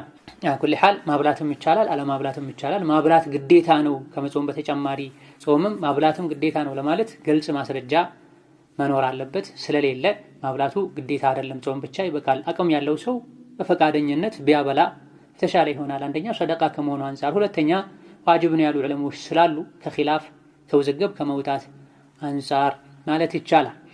ኹብዝ ሚን ሪጥላ፣ ኹብዝ ማለት ሰዎች በየሀገሩ የሚመገቡት እንደ ዳቦ፣ እንደ ቂጣ፣ እንደ እንጀራ ያለ ነገር በሙሉ ኹብዝ ይባላል። ከስንዴና መሰል ነገሮች ተፈጭቶ ተጋግሮ የሚበላ ነገር ኹብዝ ይባላል። እንደ ሀገሩ ስያሜው ይለያያል። ሪጥል ማለት ደግሞ የሚታወቅ መለኪያ ወይም መስፈሪያ ነው። እንደ ሀገሩ እንዳካባቢው ይለያያል። ኢኽቲሳር ትናንት እንደተጠቀሰው አንድን ምስኪን አጥግቦ ማብላት በቂ ነው። ወደ ኪሎ ግራም የተቀየረበት ወደ ውቄት የተቀየረበት ሁኔታ አለ። ነገር ግን እንደ እህሉ እንደ አካባቢው ስለሚለያይ አንድ ምስኪን አጥግቦ ማብላት በቂ ነው ለእያንዳንዱ ቀን። ተንቢሃቱን ወሳኝ ነጥቦች ማሳሰቢያዎች። አንደኛውና የመጀመሪያው አልሙስተሓደቱ የእስቲሓዳ በቋሚነት የደም መፍሰስ ችግር ያለባት ሴት ጾም ወህየ ለቲ ያእቲሃ ደሙን ሙስተሓዳ ማለት ደም የሚመጣት የሚወርዳት ሴት ናት። ላ የስሉሑ አን የኩነ ሐይድ ሊሆን የማይችል ከማ ሰበቀ ከዚህ ፊት እንደተብራራ ሐይድ ነው ማለት የማይቻል ሐይድ መሆኑ በእርግጠኝነት የማይታወቅ ዝም ብሎ የሚፈስ ደም ያለባት ሴት ሙስተሓዳ ትባላለች። የጅቡ ዐለይሃ ሲያም እንዲህ አይነት የደም መፍሰስ ችግር ያለባት ሴት በመሰረቱ መጾም ግዴታ ይሆንባታል። ወላ የጁዙ ለሃ ልኢፍጣሩ ማፍጠር አይፈቀድላትም ጾምን መተው። ሚን አጅል ኢስቲሓዳ ላይ ነኝ ብላ ማፍጠር አይፈቀድላትም። ማፍጠር የሚፈቀደው ግዴታ የሚሆነው ሐይድ መሆኑ ከተረጋገጠ። ቃለ ሸይኹል ኢስላም ኢብኑ ተይሚየተ ረሒመሁላሁ ተዓላ ሸይኹል ኢስላም ተይሚያ አሉ ለማ ዘከረ ኢፍጣር አልሓኢድ ሐይድ ላይ ያለች ሴት ማፍጠር እንደምትችል ከገለጹ በኋላ ቃል አሉ ቢኺላፍ ልእስቲሓደቲ ከእስቲሓዳ በተቃራኒ ነው ይህ አሉ። ሐይድ ላይ ያለች ሴት ማፍጠር ትችላለች። ነገር ግን ከሐይድ ሴት በተቃራኒው እስቲሓዳ ላይ ያለች ዝም ብሎ የደም መፍሰስ ችግር ያለባት ሴት አታፈጥር። ፈኢነ ልእስቲሓደተ ምክንያቱም እስቲሓዳ ተዑሙ አውቃተ ዘማኒ ሁሌም ሊፈስ የሚችል ነገር ነው። አንዴ ይሄ ችግር ከተከሰተ ወሩን ሙሉ ሊፈስ ይችላል። ወለይሰ ለሃ ወቅቱን ትእመሩ ፊህ ቢሰውሚ ጾሚ ተብላ የምትታዘዝበት ጊዜም ላይኖር ይችላል። የአይነት ችግር ከገጠማት ቀዷ የምትዋጠበት ጊዜ ላይኖር ይችላል። ወካነ ዛሊከ ላ ዩምኪኑ ልኢሕቲራዙ ሚንሁ ይህ የእስቲሓዳ ደም ከሱ መጠንቀቅና መዳን የሚቻል ነገርም አይደለም። ላ ዩምኪኑ ልኢሕቲራዙ ሚንሁ ከሱ መጠንቀቅ መዳን የማይቻል ነገር ከደርዒ ልቀይኢ ትውከት በኃይል እንደ መውጣት ወኹሩጅ ደሚ ቢልጅራሒ በቁስል ምክንያት ወደማሚሊ በቡግንጅ ምክንያት እንደሚወጣ ደም ነው። ወልኢሕቲላሚ በተኙበት የዘር ፈሳሽ እንደ መውጣት ነው። ሰው ተቆጣጥሮ የሚችለው ነገር አይደለም። የእስቲሓዳ ደምም እንደዚህ ሆነ የጊዜ ገደብ የለው። ወነሕዊ ዛሊከ ሚማ ለይሰ ለሁ ወቅት ሙሐደድ መሰል የተገደብ ጊዜ እንደሌላቸው ነገሮች ነው የሚቆጠረው። ዩምኪኑ ልኢሕቲራዙ ሚንሁ መቆጣጠሩ ይቻላል የማይባል በጊዜ ያልተገደበ በራሱ ጊዜ የሚወጣ የሚቆም አይነት ደም ነው። ፈለም ዩጅዐል ሃዛ የወሊድ ደምም ይሁን መሰል እንደ ትውከት መሰል ነገሮች አልተደረጉም። ሙናፊየን ሊሶሚ ጾምን የሚጻረር አልተደረገም። ጾምን የሚያፈርስ አልተደረገም። ከደሚል ሐይድ እንደ የወር አበባ ደም አሉ። እንተሃ ንግግራቸው አበቃ። መጅሙዕ ፈታዋ 25ኛው ሙጀለድ ገጽ 251 ላይ የሚገኝ ንግግራቸው። ኢዘን ሐይድ ላይ ያለች ሴት አትጾም። የጾመች እንደሆነም ወንጀለኛ ትሆናለች ተብሏል። ነገር ግን ሐይድ ላይ ካለች ሴት በተቃራኒው እስቲሓዳ ላይ ያለች ሴት መጾም ትችላለች። እስቲሓዳ ማለት هي التي يأتيها ደም የሚወርዳት ሴት ናት። ላ የስሉሑ አን የኩነ ሐይድ ግን ያልሆነ ደም ከማ ሰበቀ ከዚህ ፊት እንደተብራራዋ እንደዚህ አይነት ሐይድ ያልሆነ ደም የመፍሰስ ችግር ያለባት ሴት የጅቡ ዐለይሃ ሲያም ጾም እሷ ላይ ግዴታ። ወላ የጁዙ ለሃ ልኢፍጣሩ ሚን አጅሊ እስቲሓዳ ላይ ነው ያለሁት ሁሌ ደም የፈሰሰኝ ነው ብላ ጾም መተው ሶላት መተው አይገባትም። ይህን ካሁን ቀደም በሰፊው አብራርተናል። ስለዚህ የወር አበባ ደም ትክክለኛ ቀኑን ለይታ በማወቅ በወር ውስጥ ለ7 ቀን ለ6 ቀን የወር አበባ ደም ይወርዳት ከነበረ የወሩ መጀመሪያ ላይ መሃል ላይ መጨረሻ ላይ ቀኖቹን ለይታ በማወቅ በቋሚነት ከሚፈሰው ደም ውስጥ እነዚህ ቀኖች ብቻ የወር አበባ ደም እንደሆኑ በማሰብ ጾም ታቆማለች። ከዛ በኋላ እንዴት አጥባ ጾሟን ትቀጥላለች። ከዛ ያለፉትን የወር አበባ ደም እንደሆኑ ወስና ጾም ያቆመችባቸው ቀናቶችን ቆጥራ ቀባ ታወጣለች። ለምንድን ነው የወር አበባ ደም ጾም ያፈርሳል የተባለ የእስቲሓዳ የበሽታ ደም ጾም ያፈርስም የተባለው ያለን እንደሆነ ለዚህ ሸይኹል ኢስላም ተይሚያ መልስ ሰጥተዋል። ለማ ዘከረ ኢፍጣር አልሓኢድ ሐይድ ላይ ያለች ሴት መጾም እንደማትችል እንደምታፈጥር ከገለጹ በኋላ ቢኺላፍ ልእስቲሓዳ እስቲሓዳ ላይ ካለች ሴት በተቃራኒ ነው ይህ የሚሆነው። فإن الاستحاضة تعم أوقات الزمان የጾም ጊዜም በሙሉ የወረደ ሊቆይ የሚችል ደም ነው። የወር አበባ ደም ለተወሰኑ ቀናት መጥቶ የሚሄድ ነው። وليس لها وقت تؤمر فيه بالصوم በእስቲሓዳ ችግር የተጠቃች ሴት ቀባ የምታወጣበት ጊዜም አይኖራትም። አንዳንዴ ለ7 ዓመት ለ6 ዓመት ለ10 ዓመት ከዛም በላይ ሊቆይ ይችላል። በነቢ ዘመን ከነበሩ ሰሓቦችም እንዲህ አይነት ችግር ለረጅም ጊዜ የገጠማቸው ሰሓቦች እንዳሉ ተነግሯል። ስለዚህ እንደ ሐይድ በወር አንዴ መጥቶ የሚሄድ ነውና ኋላ ላይ ቀባ ታወጫለች ማለት አይቻልም። እንደዚሁ ደግሞ وكان ذلك لا يمكن الاحتراز منه በዚህ መልኩ በቋሚነት የሚወርደው የበሽታ ደም ከሱ መጠንቀቅ አይቻልም፣ አይቋረጥም። መቋቋም መመለስ የሚችሉት ነገር አይደል። ከደርዕ القيء በኃይል በራሱ ጊዜ እንደሚወጣ ትውከት وخروج الدم بالجراح በቁስል ምክንያት እንደሚወጣ ደም والدمامل በቡግንጅ ምክንያት እንደሚወጣ ደም والاحتلام በተኙበት እንደሚወጣ የዘር ፈሳሽ ነው የሚቆጠረው። እነዚህ በሙሉ ጾም ያፈርሱ። አውቆና ሆን ብሎ ያስመለሰ ጾሙ ይበላሻል። አውቆና ሆን ብሎ ያስመለሰ ጾሙ ይበላሻል። ይሄ የአብዛኞቹ የፊቅህ ሊቃውንት አቋም።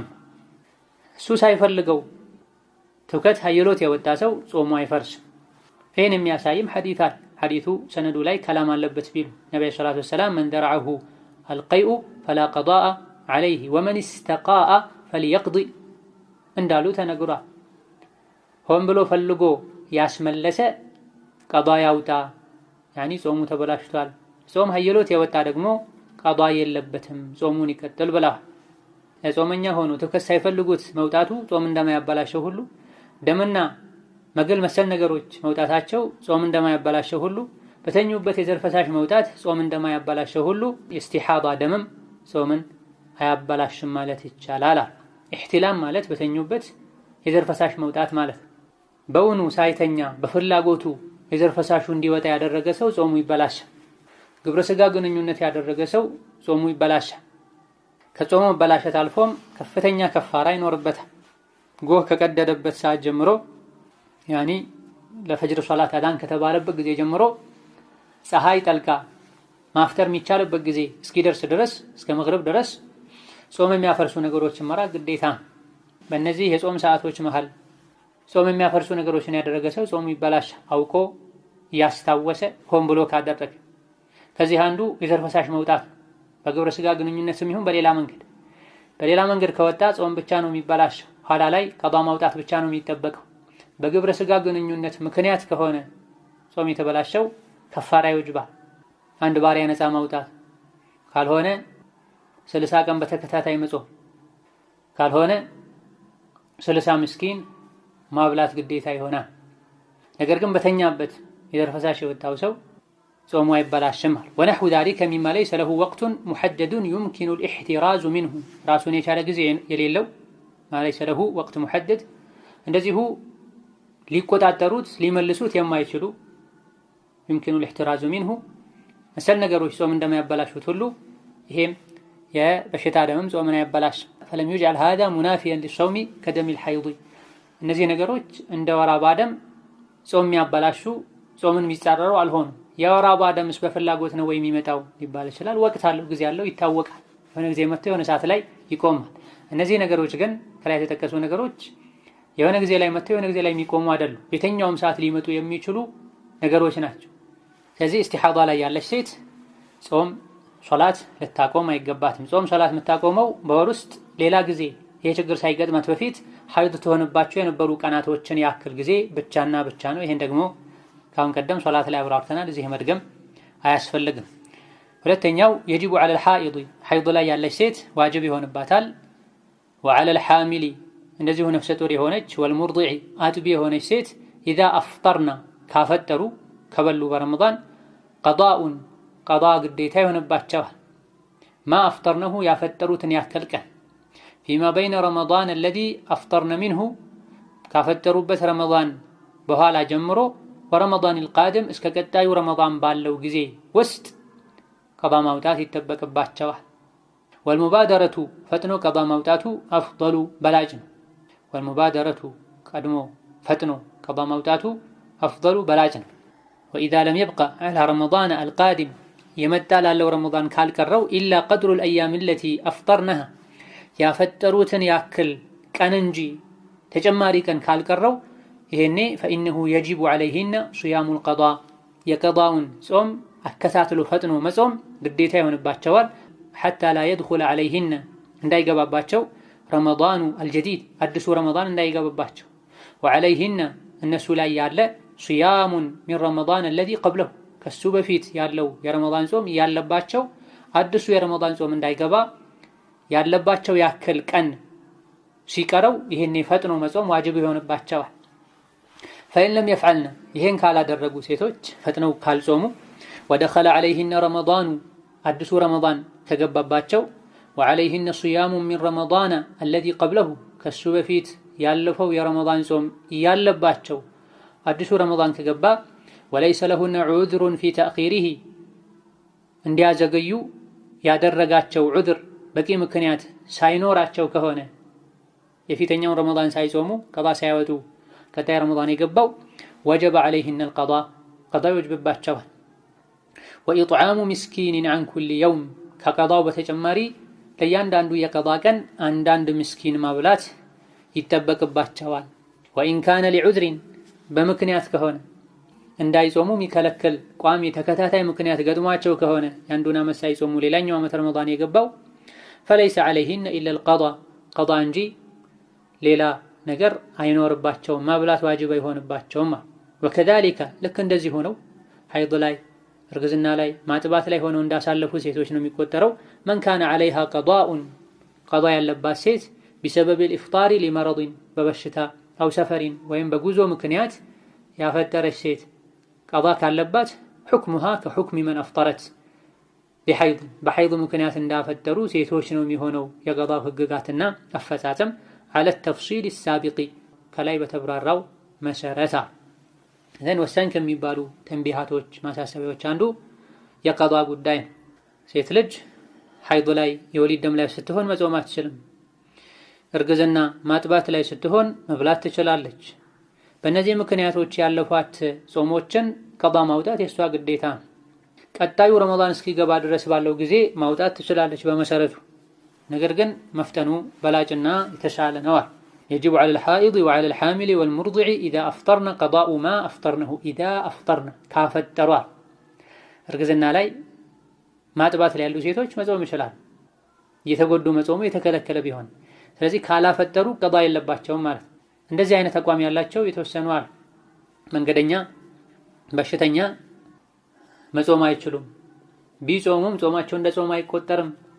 ሌላ ጊዜ ከረመዳን በኋላ ቀዳ ማውጣት አለባቸው ይላሉ ይህ ትክክል አይደለም በወቅቱ በትክክል የጾመ ሰው ጾሙ ይቆጠርለታል የወር አበባና የወሊድ ደም ላይ መሰለ ሆኖ ጭራሽ ከሱ ጋር መጾም አይቻልም ሐራም ነው የተባለበት ሁኔታ ላይ የነበረ ሰው ካልሆነ በስተቀር ስለዚህ إذا أفطرنا ካፈጠሩ ቀዳኡን ቀዳ አለባቸው ካላፈጠሩ ቀዳ የለባቸው قضاء ما أفطرنه فيما بين رمضان الذي أفطرن منه ካፈጠሩበት ረመዳን ጀምሮ ወረመዳን القادم እስከ ቀጣዩ ረመዳን ድረስ ባለው ጊዜ ውስጥ ቀዳ ማውጣት ይችላል 10 ወር ገደማ ጊዜ አላቸው ማለት ነው ነገር ግን والمبادرة أفضل መፍጠኑ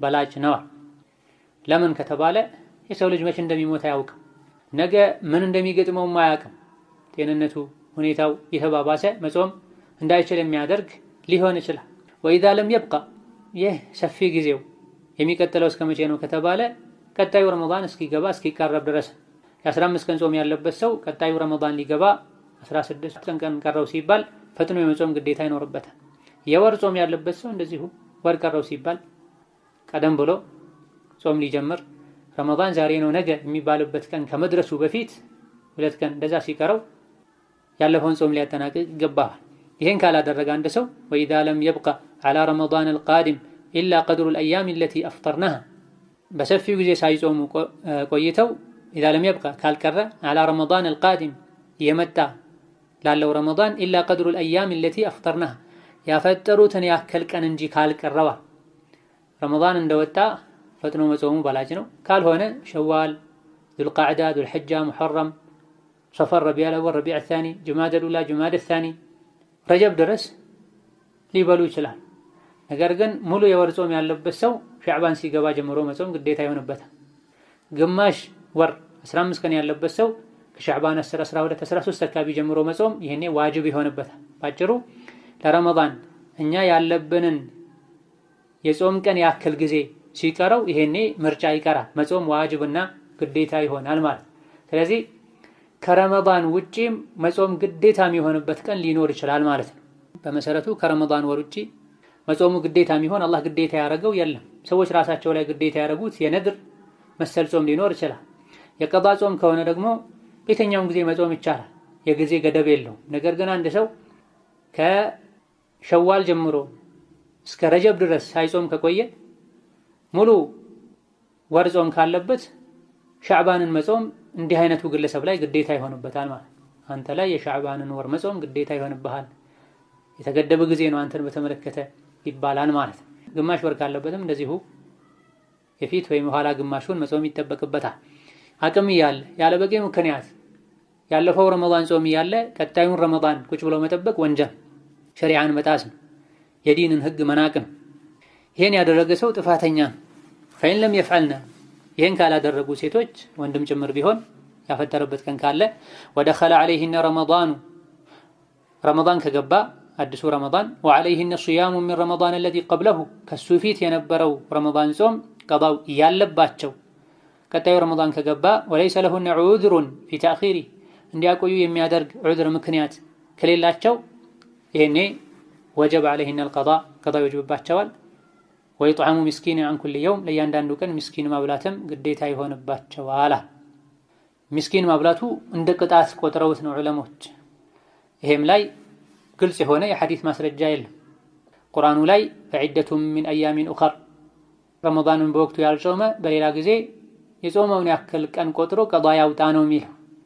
ሌላ ረመዳን ከገባበት ይቀጣ የሚል ቁርአንም ይሁን ሐዲስ አልተቀመጠም። ነገር ግን ሰዎችን ከመቅጣት አንፃር፣ ከማስጠንቀቅ አንፃር፣ እንዳይዘናጉ ከማድረግ አንፃር፣ ሌሎችም እንዲማሩ ለማድረግ ሲባል ያለ በቂ ምክንያት ያለፈውን ረመዳን ቀዳ ሳያወጣ ሌላ ረመዳን የገባበት ሰው ከጾም በተጨማሪ ለእያንዳንዱ ቀን አንዳንድ ምስኪን ያብላ የሚል አቋም አላቸው። እዚህም ጋር ዋጅብ ነው ብሎ ማዘዝ ማስገደዱ ከባድ ግልጽ ማስረጃ ስለሌለ፣ ነገር ግን ሰደቃ ከመሆኑ አንፃር በርካታ ዑለሞች ከጾም በተጨማሪ ያብላ የሚል አቋም ያላቸው በመሆኑ ኺላፉ ዝግብ ያለበት ነጥብ ከመሆኑ አንፃር ከኺላፉ ለመውጣት ቢያበሉ ይቻላል፣ ይመረጣል።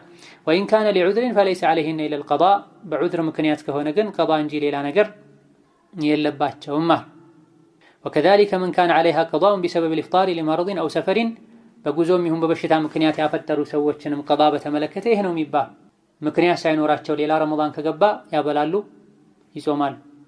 በምክንያት ከሆነ ቀጣዩን ረመዳን ካለፈ በኋላ ያለፈውን ዓመቱን ቀዳ ያወጣሉ። ከሑክም መን አፍጠረት ሊሐይድን ዐለ ተፍሲሊ አሳቢቃ ግን ያለፈው ረመዳን ያለበት ቀጣዩ ረመዳን የገባበት ሰው ያለፈውን ረመዳን አይደለም የሚጾም የጊዜውን ረመዳን ነው የሚጾም። ይሄ ልብ መባል አለበት።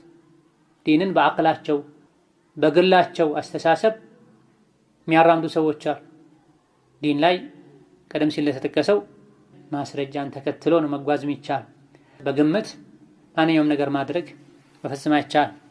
ስለዚህ የአምናን ረመዳን ሙሉን ያልጾመ ቀዳ ያለበት ሰው ከረመዳን በኋላ ቀዳውን አውጥቶ ሸዋልን ሊጾም ይገባል። የረመዳን ቀዳ ያለበት ሰው ሸዋልን ቢጾም ሙሉ አጅር ያገኛል አያገኝም? ኺላፍ አለበት። ትክክለኛው የረመዳን ቀዳን ያላወጣ ሰው የሸዋልን 6 ቀን ቢጾም የተሟላን አጅር አያገኝ። ረመዳንን የጾመ ከዛም ከሸዋል ወር 6 ቀን ያስከተለ 6 ቀን የጾመ አመት ሙሉ እንደ ጾም ይቆጠርለታል ነው የሚለው ሐዲስ። ረመዳንን የጾመ ሙሉን የጾመ ማለት ከዛም 6 ቀን ከሸዋል ያስከተለ ነው የሚለው።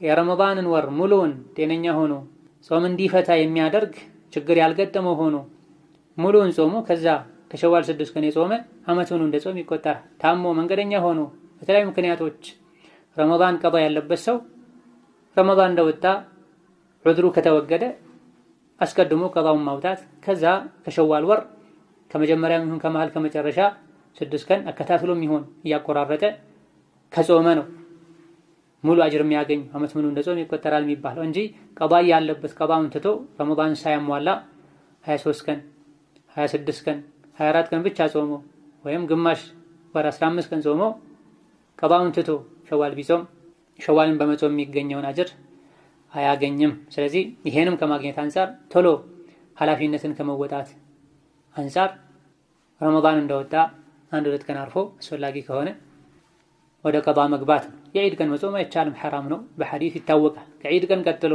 ያለውን ቀን ማረፍ የፈለገ አርፎ ኸይር ነገር ላይ መሽከዳደም መልካም ከመሆኑ አንፃር ወዲያውኑ ሁለተኛው ቀን ላይ ጀምሮ ቀዳውን ጨርሶ ወደ ሸዋል ጾም መሸጋገር። ሶስተኛው ላ የጁዙ ሊልመርአቲ ለሴት ልጅ አይፈቀድላትም አን ተሱመ ተጠውዐን ሱና ጾም መጾም ኢዛ ካነ ዘውጁሃ ሓዲረን ባሏ እዛው ካለ ሀገር ውስጥ ካለ ኢላ ቢኢዝኒሂ እሱን አስፈቅዳ እንጂ ሱና ጾም መጾም አይፈቀድላትም። ሊማ ረወል ቡኻሪዩ ወሙስሊሙን ወገይሩሁማ ቡኻሪ ሙስሊም ሌሎችም የሐዲስ ዘጋቢዎች የዘገቡት ስላለ አን አቢ ሁረይረተ ረዲየላሁ ዐንሁ ከአቡ ሁረይራ አላህ መልካም ስራቸውን ይውደድላቸውን አነ ነቢይ ሰለላሁ ዐለይሂ ወሰለም ቃል የአላህ መልእክተኛ አሉ ላ የሒሉ ሊምራአቲን ለተኛዋም ሴት አይፈቀድላትም አን ተሱመ መጾም ወዘውጁሃ ሻሂዱን ባለቤቷ እዛው ያለ ቤት ውስጥ ሀገር ውስጥ ያለ መጾም አትችልም ኢላ ቢኢዝኒሂ እሱን አስፈቅዳ እንጂ። ወፊ ባዕድ አሪዋያት ዐንደ አሕመድ ወአቢ ዳውድ በአንዳንድ ዘገባዎች ኢማም አሕመድና አቡ ዳውድ በዘገቧቸው ዘገባዎች ኢላ ረመዳን ሲቀር ብለዋል ነቢዩ ሰለላሁ ዐለይሂ ወሰለም። የፊተኛው ሐዲት ላይ መጾም አትችልም ነበር የተባለው በጥቅሉ። በአንዳንድ ዘገባዎች ይሄ ተፈስሮ ኢላ ረመዳን ሲቀር ረመዳንን ባል ቢፈቅድም ባይፈቅድም ሴት ልጅ መጾም ትችላለች። አማ ኢዛ ሰመሐ ለሃ ዘውጁሃ ባሏ ከፈቀደላት ብሱያሚ መጾምን ተጠውዐን ሱና ጾምን እሱ ያለ መጾም ከፈቀደላት አው ለም የኩን ሓዲረን ዒንደሃ አሊያ ደግሞ ሀገር ውስጥ ከሌለ ከእሷ ጋር ከሌለ አው ለም የኩን ለሃ ዘውጁን ወይም ባለትዳር ካልሆነች ፈኢነሃ ይህን ሴት ልጅ ዩስተሐቡ ለሃ ይወደድላታል አን ተሱመ ተጠውዐ ሱና ጾሞችን መጾም ይወደድላታል። ኹሱሰን በተለይ ደግሞ አልአያም አለቲ ዩስተሐቡ ሲያሙሃ መጾሙ ይወደዳል የሚባሉ ቀናቶችን አብዝታ ልጾም ይገባታል። ከየውሚል ኢስነይኒ የሰኞ ጾም ወየውሚል ኸሚሲ የሐሙስ ጾም ወሰላሰቲ አያሚ ሚን ኩሊ ሸህር ከእያንዳንዱ ወር 3 ቀን መጾም ወሲተቲ አያሚ ሚን ሸዋላ ከሸዋል 6 ቀን መጾም ወዐሽሪ ዚል ሒጀተ ከዙል ሒጃ 10 ቀኖችን 9 ቀኖችን መጾም ወይም ከዛ ውስጥ የቻሉትን ያክል መጾም ወየውሚ ዓረፈተ ለየት ባለ መልኩ ደግሞ የዙል ሒጃ 9ኛውን ቀን የዓረፋ በዓል ነገ ነው ሲባል ያለውን ቀን መጾም ወየውም ዓሹራ የዓሹራን ቀን መጾም መዐ የውሚን ቀብለሁ ከፊቱ 1 ቀን ከመጾም ጋር አው የውሚን ባዕደሁ ወይም ከኋላው 1 ቀን ከመጾም ጋር ኢላ ነገር ግን አነሁ ላ የንበጊ ለሃ ለሴት ልጅ አይገባትም አን ተሱመ ተጠውዐን ሱና ጾም መጾም አይገባትም ወዐለይሃ ቀዳኡ ሚን ረመዳን የረመዳን ቀዳ ያለባት ሐታ ተሱመ አልቀዳ ቀዳውን ከመጾሟ በፊት ሱና ልጾም አይገባም አሉ። ወላሁ አዕለም አላህ ይበልጥ አዋቂ ነው አሉ። ከዛን ሶስተኛው ነጥብ ጾምን በተመለከተ ሴት ልጅ ሱና ጾምን ያለ ባሏ ፈቃድ ልጾም አይገባም። ከባሏ ጋር አብራ እስካለች ባሏ በቅርበት እስካለ ድረስ ጾም በጥቅሉ ዋጅብ፣ ሱና፣ ሐራም ተብሎ ይከፈላል። ጾምም ሆኖ በመሰረቱ ዒባዳም ሆኖ የሚከለከላለው ማለት ነው።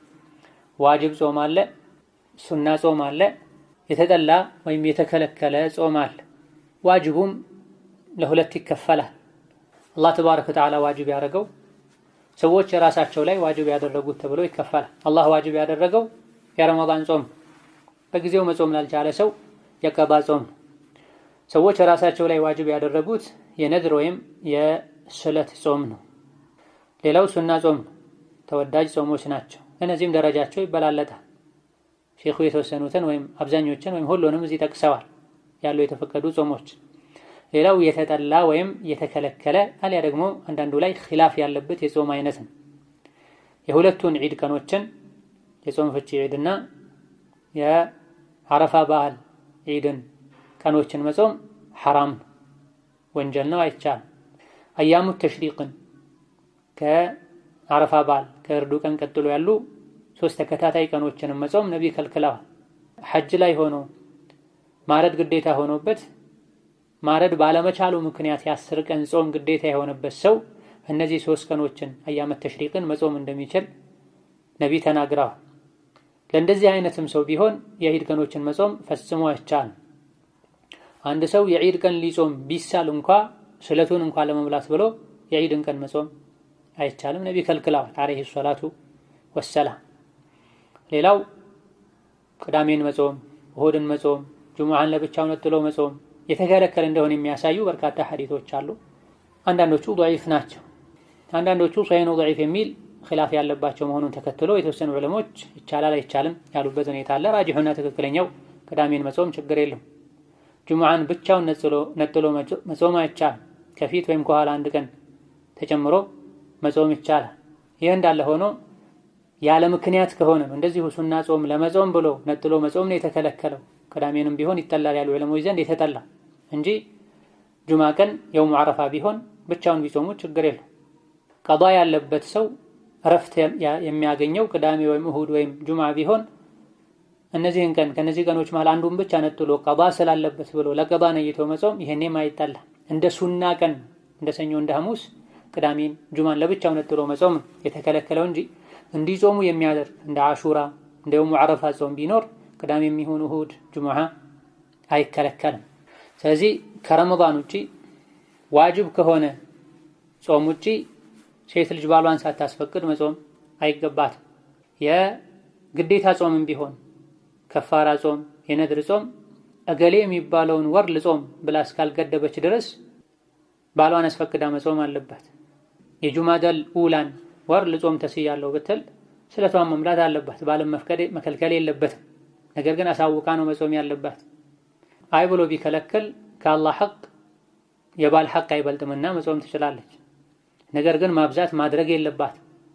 ሲጀምርም ስለት የተጠላ ስለትን መጀመር የተጠላ ነው። ለአላህም ቢሆን ስስታም የሆነ ሰው ነው የሚሳለው ተብላ እንዲህ ካረከልኝ ጾምልሃለሁ፣ እንዲህ ነገር ካሳካልኝ ወይም ካስወገድከልኝ ሰግድልሃለሁ፣ ሰደቃ በላልሃለሁ ንግድ መያዝ ነው ከአላህ ጋር የሚመስለው። ከዚህ ለአላህ ምን ጊዜም መስገድ መጾም ሰደቃ መስጠት ለሱ ብሎ ይሄን አድርጎ ዱዓ ማድረግ እንደው ላንተ ባደረኩት መልካም ነገር ይሁንብህ ይሄን አሳካልኝ ማለት ነው የሚሻል። እንዲህ ነገር ካመጣህልኝ፣ እንዲህ ነገር ካስወገድከልኝ ወር ጾማለሁ፣ ይሄን ያክል ምስኪን አበላለሁ ያሉ አላህን ተባረከ ወተዓላ ከጠቀምነው የሚያደርግልን እስኪመስል ድረስ ስለት ውስጥ መግባት ይሄን ማብዛት ተገቢ አይደል። ሆኖም ግን መልካም ነገር ለማድረግ ከሆነ የተሳሉት ስለትን መሙላቱ ዋጅብና ግዴታ ነው። لا يجوز للمرأة أن تصوم تطوعا إذا كان زوجها حاضرا إلا بإذنه ባሏ ከሷ ጋር እስካለ ሀገር ውስጥ እስካለ ድረስ ሳታስፈቅድ መጾም የለባትም። ለምን ከተባለ ሐዲስ ላይ لا يحل لامرأة أن تصوم وزوجها شاهد إلا بإذنه ስለተባለ በአንዳንድ ዘገባዎች إلا رمضان ሲቀር ተብሏል። أما إذا سمح لها زوجها بالصيام تطوعا ሱና ጾምን ጾም ባል ከፈቀደ أو لم يكن حاضرا عندها አልያ ደግሞ ከሷ ጋር ከሌለ ሩቅ ከሆነ ያለው ጾሙን ጀምራ እስክጨርስ ድረስ እንደማይመጣ እርግጠኛ ከሆነች أو لم يكن لها زوج ወይም ባል ከሌላት فإنها يستحب لها أن تصوم تطوعا ሱና ጾሞችን መጾም ማብዛት ይወደድላታል። ለምንድን ነው ባል ያላት ወይም ባል ሀገር ውስጥ ያለ ሳታስፈቅድ መጾም አትችልም የተባለው? ሱና ዒባዳ ከማድረግ የባልን ሐቅ መጠበቅ የባልን ጥያቄ መመለስ በላጭ ስለሚሆን ባል ከሚስቱ የፈለገውን ነገር ቤተኛውም ጊዜ ማግኘት ስላለበት ፈርዱ ጾም የአላህ ሐቅ ስለሆነ ለረመዳን ጾም ማስፈቀድም አይወጅብባት። አማ ሱና ጾም ከሆነ የባሏ ሐቅ ከፍ ያለ ስለሆነ አሳውቃ አስፈቅዳ እንጂ መጾም የለባት። ለእያንዳንዱ ቀን ማስፈቀድ ግዴታ አይሆን። በጥቅሉ እሱ ሱና ጾም ሁሌም እንድጾም ይፈቅጃለሁ ካለ፣ ነገር ግን በላጩ ጾም በፈለገች ጊዜ ማሳወቁ የተሻለ ነው። በተለይ ያቆራረጠች ምትጾም ከሆነ በቋሚነት ሁሌ ሰኞና ሐሙስን አያመል ቢድን እንደምትጾም እሱ ካወቀ ጥቅል የሆነ ፈቃድም ካስፈቀደች ይሄን በየቀኑ ማስፈቀዱ ግዴታ አይሆን። አልፎ አልፎ ከሆነ ምትጾመው በየጊዜው ማሳወቅ ይኖርባታል። ባሏ ሌላ ሀገር ከሆነ ያለው የደወለች በየጊዜው ልጾም ብላ ማስፈቀድ የለባት። ነገር ግን ሊመጣ ይችላል የሚል ግምት ካላት ማሳወቅ አልያ ደግሞ እንደሚመጣ በምትገምትበት ቀን ማስፈቀድ ይኖርባታል። እንደዚህ አይነት ነገሮች ከሌሉ ባል ከራሷ ጋር ከሌለ አልያ ደግሞ ሁሌም ከፈቀደ አልያ ደግሞ ባለትዳር ካልሆነች ሱና ጾም ማብዛት ይገባታል። ሱና ጾም ፈርድ ጾምን ይጠግናል። አላህ በረሕመቱ ለሁሉም ግዴታ ዒባዳዎች ተመሳሳይ ሱና ዒባዳዎችን ፈቅዷል፣ ደንግጓል። ሱና ሶላት አለ፣ ሱና ጾም አለ፣ ሱና ሐጅና ዑምራ አለ፣ ሱና ሰደቃ አለ። ፈርዱ ዋናው ግዴታው ዒባዳ ጉድለት ካለበት ተመሳሳዩን ሱና ዒባዳ የሚያበዛ ሰው ከሆነ ከሱናው ዒባዳ አጅር ተወስዶ ዋጅቡ ይጠገንለታል። 5 ወቅት ሰላትን ብቻ የሚሰግድ ሰው አደጋ ላይ ነው ያለው። ዘካን እንጂ ምንም ሰደቃ የማይሰጥ ሰው አደጋ ላይ ነው ያለው። የዓመት ረመዳንን እንጂ ሌላ ዓመት ሙሉ ምንም አይነት ሱና ጾም የማይጾም ሰው አደጋ ላይ ነው ያለው። ምክንያቱም ፈርዱ ጾም ላይ ጉድለት ሊኖር ይችላል፣ ፈርዱ ሰላት ላይ ጉድለት ሊኖር ይችላል። እንዙሩ ሀል ሊዐብዲ ሚን ተጠውዕ ይላል አላህ ተብሏል። አኼራ ላይ ምርመራ ሲደረግ ፈርዱ ላይ ጉድለት ካለበት እስቲ ባሪያዬ ሱና ዒባዳ አለው እንዴ ተመሳሳይ የሆነ ለሶላቱ፣ ለጾሙ፣ ለሐጁ፣ ለዘካው ይባል ካለው ከዛ ተወስዶ ይሟላል፣ ካልሆነ ይቀጣል። ስለዚህ ሱና ጾም፣ ሱና ሶላት፣ ሱና ሰደቃ ማብዛት ይጠበቅብናል። በተለይ ጾም ዒባዳ ወደ አላህ የሚያቃርብ ለየት ባለ መልኩ አላህ ጾም የኔ ነው ምንዳውን እኔ ነኝ የምከፍለው ብሏል። አጅሩን ማንም አያውቀውም። ለኔ ብሎ ነው የሰው ልጅ ምግቡን፣ መጠጡን፣ ስሜቱን የሚተወው ብሏል። ከሰሐቦች መሃል አንዱ መጥቶ ያ ረሱላህ በቋሚነት ምሰራውን ዒባዳ ንገረኝ ሲላቸው ጾምን አደራህን እሱን የሚተካ የለም ብለውታል። ይሄን ካሉበት ቀን ጀምሮ እቤቱ ላይ በቀኑ ክፍለ ጊዜ እሳት አይታይም ነበር ተብሏል። ጾም ያዘወተር ነበር ማለት ነው። ጾምን የሚያበዛ ሰው ረያን በሚባል በር በኩል እንደሚጠራም ተነግሯል። ጾም ከሚያበዙ ሰዎች ውጪ ማንም የማይገባበት የሚዘካ። ከዚህ የተፈለገው ረመዳን ጾም አይደለም። ረመዳንን ሁሉም ሙስሊም ጾማል። ተጨማሪ ሱና ጾሞችን ማለት ነው። ከተጨማሪ ሱና ጾሞች ውስጥ አንዱ ሱያሙ የውም ልእትነይን ወየውም ልኸሚስ ነው። ሳምንታዊ ጾሞች ናቸው። በእነዚህ ቀኖች መጾም ጾመኛ ሆነን ስራችን አላህ ዘንድ እንዲቀርብ ያደርጋል። ጾመኛ ሆኖ ስራ አላህ ዘንድ መቅረብ ስራው ተቀባይነት እንዲያገኝ ሸፋዓ ይሆናል፣ ምልጃ ይሆናል። ለአንተ ብዬ ነው የጾምኩት ማለት ስለሚሆን ማለት ነው። ይህ በየሳምንቱ የሚደጋገም የጾም አይነት ሲሆን ከነዚህ ሁሉ ከፍ ብሎ ያለ ሱያሙ ዳውድ አለ። የነቢዩላህ ዳውድ ጾም አለ። አንድ ቀን የጾሙ አንድ ቀን መብላት ማለት ነው። ይሄን የቻለ ሰው ሰኞና ሐሙስን ቢተው ችግር የለው። ይሄን የቻለ ይሄን ያስለመደ ሰው አንድ ቀን የጾም አንድ ቀን የሚበላ ሰው በሚበላበት ቀን ሰኞ ጾም፣ በሚበላበት ቀን ሐሙስ ጾም ቢገጥመው መብላት ይችላል። ምክንያቱም የሚበልጠው ዒባዳ ላይ ስላለ ማለት ነው። ሰኞና ሐሙስን ብቻ በሳምንት 2 ቀን ከመጾም አንድ ቀን የጾሙ አንድ ቀን የበሉ የነቢዩላህ ዳውድን ጾም መጾም በላጭ ነው። ነቢይ እንዳሉት በላጩ ዒባዳ ላይ ያለ ሰው መሀል ላይ ማቋረጥና ዝቅተኛውን ለማድረግ ብሎ ተርቲቡን ማጓደል ማዛባት የለበትም። እዚህ አንድ ቀን የበሉ አንድ ቀን የጾሙ የዳውድን ጾም የጀመሩ የቻሉ የሚችሉ ሰዎች ሰኞና ሐሙስ የሚበሉበት ቀን ቢሆን መብላት ይችላሉ። ነብዩ ሰለላሁ ዐለይሂ ወሰለም ከሶላቶች ሁሉ የተሻለ የሌሊት ሶላት የዳውድ ሶላት ነው፣ ከጾም ሁሉ የተሻለ ሱና ጾም የዳውድ ጾም ነው ብለዋል። ጾም የሚገራላቸው ሰዎች አሉ፣ ጾም ማብዛት። ሶላት የሚገራላቸው ሰዎች አሉ፣ ሶላት ማብዛት። ሰደቃ የሚገራላቸው አሉ፣ ሰደቃ ማብዛት። ዚክር ዱዓ የሚገራላቸው ሰዎች አሉ፣ ይሄን ማብዛት። በጉልበታቸው በምክራቸው ሰውን መጥቀም የሚገራላቸው ሰዎች አሉ፣ ይሄን ማብዛት። ወደ ጀነት የሚያስገቡ በሮች ብዙ ናቸው። ተውሂድና ሱናን እስከያዙ ድረስ ወደ ጀነት የሚያስገቡ የዒባዳ አይነቶች ብዙ ናቸው። ከዚህ ውስጥ የገረለንን ይዘን መሄድ ነው። በራስ ተደንቆ ሌሎችን መናቅ ስህተት ነው። እኔ ሁሌ ጾማለሁ፣ እገሊት ሁሌ ስትበላ ነው ማየት። እኔ ሁሌ ሰግዳለሁ፣ እገሊት ሁሌ ስተኛ ነው ማየት። እኔ ሁሌ ሰደቃ በላለሁ፣ እገሊት መቼም አታበላም ካሉ የሰሩትን አበላሹት ማለት። ስለዚህ ወደ አላህ የሚወስዱ መንገዶች ብዙ ናቸው። ልብ በሉ፣ ተውሂድና እስላምን ከመያዝ ጋር ማለት ነው እንጂ ማንኛውም ሰው በፈለገው መንገድ ጀነት ገባለሁ ይበል ማለት አይደል። ወደ ጀነት የሚያስገባው ዋናው በር አንድና አንድ ብቻ ነው፣ እስላምና ሱና። እዛ ውስጥ ከገቡ በኋላ ግን ወደ ጀነት የሚያደርሱ የተለያዩ የመልካም ስራ አይነቶች አሉና ከዛ ውስጥ የገራለንን መያዝ ነው። አላህ እንዲቀበለን ከመለመን ጋር፣ በራስ መደነቅን ሌሎችን መናቅን ከመጠንቀቅ ጋር። ሌሊት ስሰግድ አድሬ ጠዋት ላይ ለሰዎች ሰገድኩ ያልኩ ከማወራ ተኝቼ አድሬ በማግስቱ ባለመስገዴ ስጸጸት ብውል ይሻለኛል ያሉ ሰሐቦች ተገኝተዋል። በሰላሰተ አያሚ ምን ኩል ሻር ከእያንዳንዱ ወር 3 ቀን መጾም ይሄ አያሙል ቢድ ይባላል። ሱያሙ አያሚል ቢድ ይባላል። የዓረብኛ ወር በገባ ቁጥር ከየትኛውም የሳምንቱ ቀናቶች ውስጥ 3 ቀን መጾም ከፈለጉ የወሩ መጀመሪያ ላይ፣ ከፈለጉ መሃል ላይ፣ ከፈለጉ መጨረሻ ላይ፣ ከፈለጉ ሰኞና ሐሙስን የመረጡ ሁለቱንም ነይቶ መጾም ይቻላል። በላጩ ግን አንዳንድ ሷሂህ ናቸው ضعيف የሚል ኺላፍ ባለባቸው ዘገባዎች እንደተነገረው 13፣ 14፣ 15ን መጾሙ የተሻለ ይሆናል።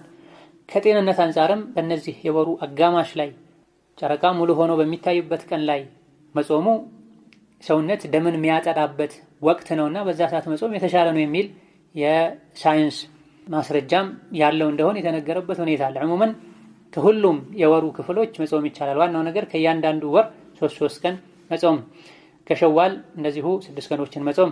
ሸዋል 6 ቀን መጾም ተከታታይ መሆኑ ግድ አይደል። አለፈለፍ ያለው መጾም ይቻላል። ጾመው እንዳበቁ ከሁለተኛው ቀን ጀምሮ እስከ 8ኛው ቀን ጾሞ ወይም 7ኛው ቀን ጾሞ 8ኛውን ቀን ትንሹ ዒድ ብሎ ማክበር ቢድዓና ነቢ የሚሆኑ ሰሐቦች ያላደረጉት ተግባር ነው። ረመዳንን የጾመ ከዛም ከሸዋል 6 ቀን የጨመረ ዓመት ሙሉ እንደ ጾም ይቆጠራል ብለው መጾሙ እንዳለ ነቢ ተናግረዋል። አስከትለው ግን ሸዋልን ከጾሙ በኋላ ትንሹ ዒድ ብሎ ማክበር እንዳለ አልተናገሩም። ኸይር ሁሉ ያለው የነቢን የሰሐቦችን መንገድ በመከተል ላይ ነው። አልፎ ሁሉ እነ ኢብኑ ተይሚያ ሌሎችም ይህ የአብራሮች ሳይሆን የፋጅሮች ዒድ ነው ብለዋል። አላዋቂዎች ዒዱል አብራር ይሉታል፣ የደጋጎች የታዛዦች ዒድ ይሉታል። አይደለም ይሄ የአመፀኞች ዒድ ነው ብለዋል። ነቢ ያላረጉትን ያደረገ ሁሉ አመፀኛ ስለሚባል ወዐሽሩ ዙልሒጃ ከዙልሒጃ 10 ቀን መጾም አለ። የዙልሒጃ 10 ቀን የሚባለው ለተግሊብ ነው እንጂ 9 ቀን ነው ዙልሒጃ ያለው። 10ኛው ቀን ዒድ ስለሆነ የዒድ ቀን መጾም ሐራም ነው፣ ወንጀል ነው፣ አይቻልም። አንድ ቁጥር ሲጎድል አረቦች ሙሉ እንደሆነ አድርገው 10 ይሉታል። ጎደሎ ቁጥሮችን አይጠሩም፣ ሙሉ አድርገው ይጠራሉ። ተጨማሪ ሲሆንም እንደዚሁ 12 የሆነውን ነገር 10 ይሉታል፣ ሁለቱን ትተው 9 የሆነውን 10 ይሉታል። በዚህ ባነጋገር ልማድ መሰረት ነው ተብሎ የተገለጸው እንጂ 10ኛው ቀን አይጾም። ከዙልሒጃ 1 ጀምሮ እስከ 9 መጾም ይቻላል አይቻልም፣ ቀጭን ኺላፍ ነገር አለበት። ነገር ግን ትክክለኛው መጾም ይቻላል። ምክንያቱም ዙልሒጃ 10 ቀናት ውስጥ መልካም ስራ ማብዛት አስፈላጊ እንደሆነ ነቢ ተናግረዋል። ከመልካም ስራዎች መሃል አንዱ ጾም ነው። ዙልሒጃ 10 ቀናትን መጾም ቢድዓ ነው ያሉ የሚናገሩ ሰዎች አሉ። ምንም አይነት ማስረጃ የላቸውም። እንዴት ነው መልካም ስራም ቢድዓ ነው የሚባለው? ነብዩ ሰለላሁ ዐለይሂ ወሰለም እንደ ዙልሒጃ 10 ቀን መልካም ስራ የሚወደድበት ቀን የለም ብለዋል። ከጂሃድም ጭምር ይበልጣል ብለዋል። ለጂሃድ ወጥቶ ገንዘቡንም ንብረቱንም አጥቶ የቀረ ሰው ሲቀር ብለዋል። ታዲያ በዚህ ደረጃ መልካም ስራ የዙልሒጃ 10 ቀናት ላይ የሚወደድ ከሆነ ጾም እዛ ውስጥ የማይገባበት ምክንያትና ቢድዓ የሚሆንበት ምክንያት ምንድን ነው? ከዙልሒጃ 10 ቀን ውስጥ አንዱ የውሙ ዓረፋ ነው። የውሙ ዓረፋ ማለት የዙልሒጃ 9ኛው ቀን ዒድ ነገ ነው ሲባል ያለው ቀን። ይሄን ቀን መጾም የ2 ዓመት ወንጀል እንደሚያራግፍ ነቢ ተናግረዋል። ያለፈውና የሚቀጥለውን ዓመት ወንጀል። ይሄን ቀን መጾም የሚያራግፈው ጥቃቅን ወንጀሎችን፣ ከበባድ ወንጀሎች ከሆነ ቀድሞ ተውበት ማድረግ ያስፈልጋቸዋል።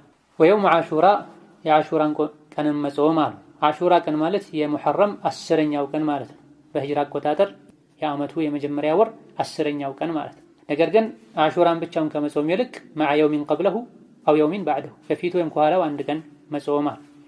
በላጭና የተሻለው 9ና 10ን መጾም ነው። ነብዩ ሰለላሁ ዐለይሂ ወሰለም የሚቀጥለው ዓመት ላይ አላህ ካቆየኝ ከፊቱ 1 ቀን ጾማለሁ ስላሉ ማለት ነው። 9ኛውን ቀን ጾማለሁ ስላሉ 9ኛውን መጾም ያልቻለ 10ና 11ን ማድረግ ይቻላል። 9፣ 10፣ 11ን መጾም ይቻላል አይቻልም?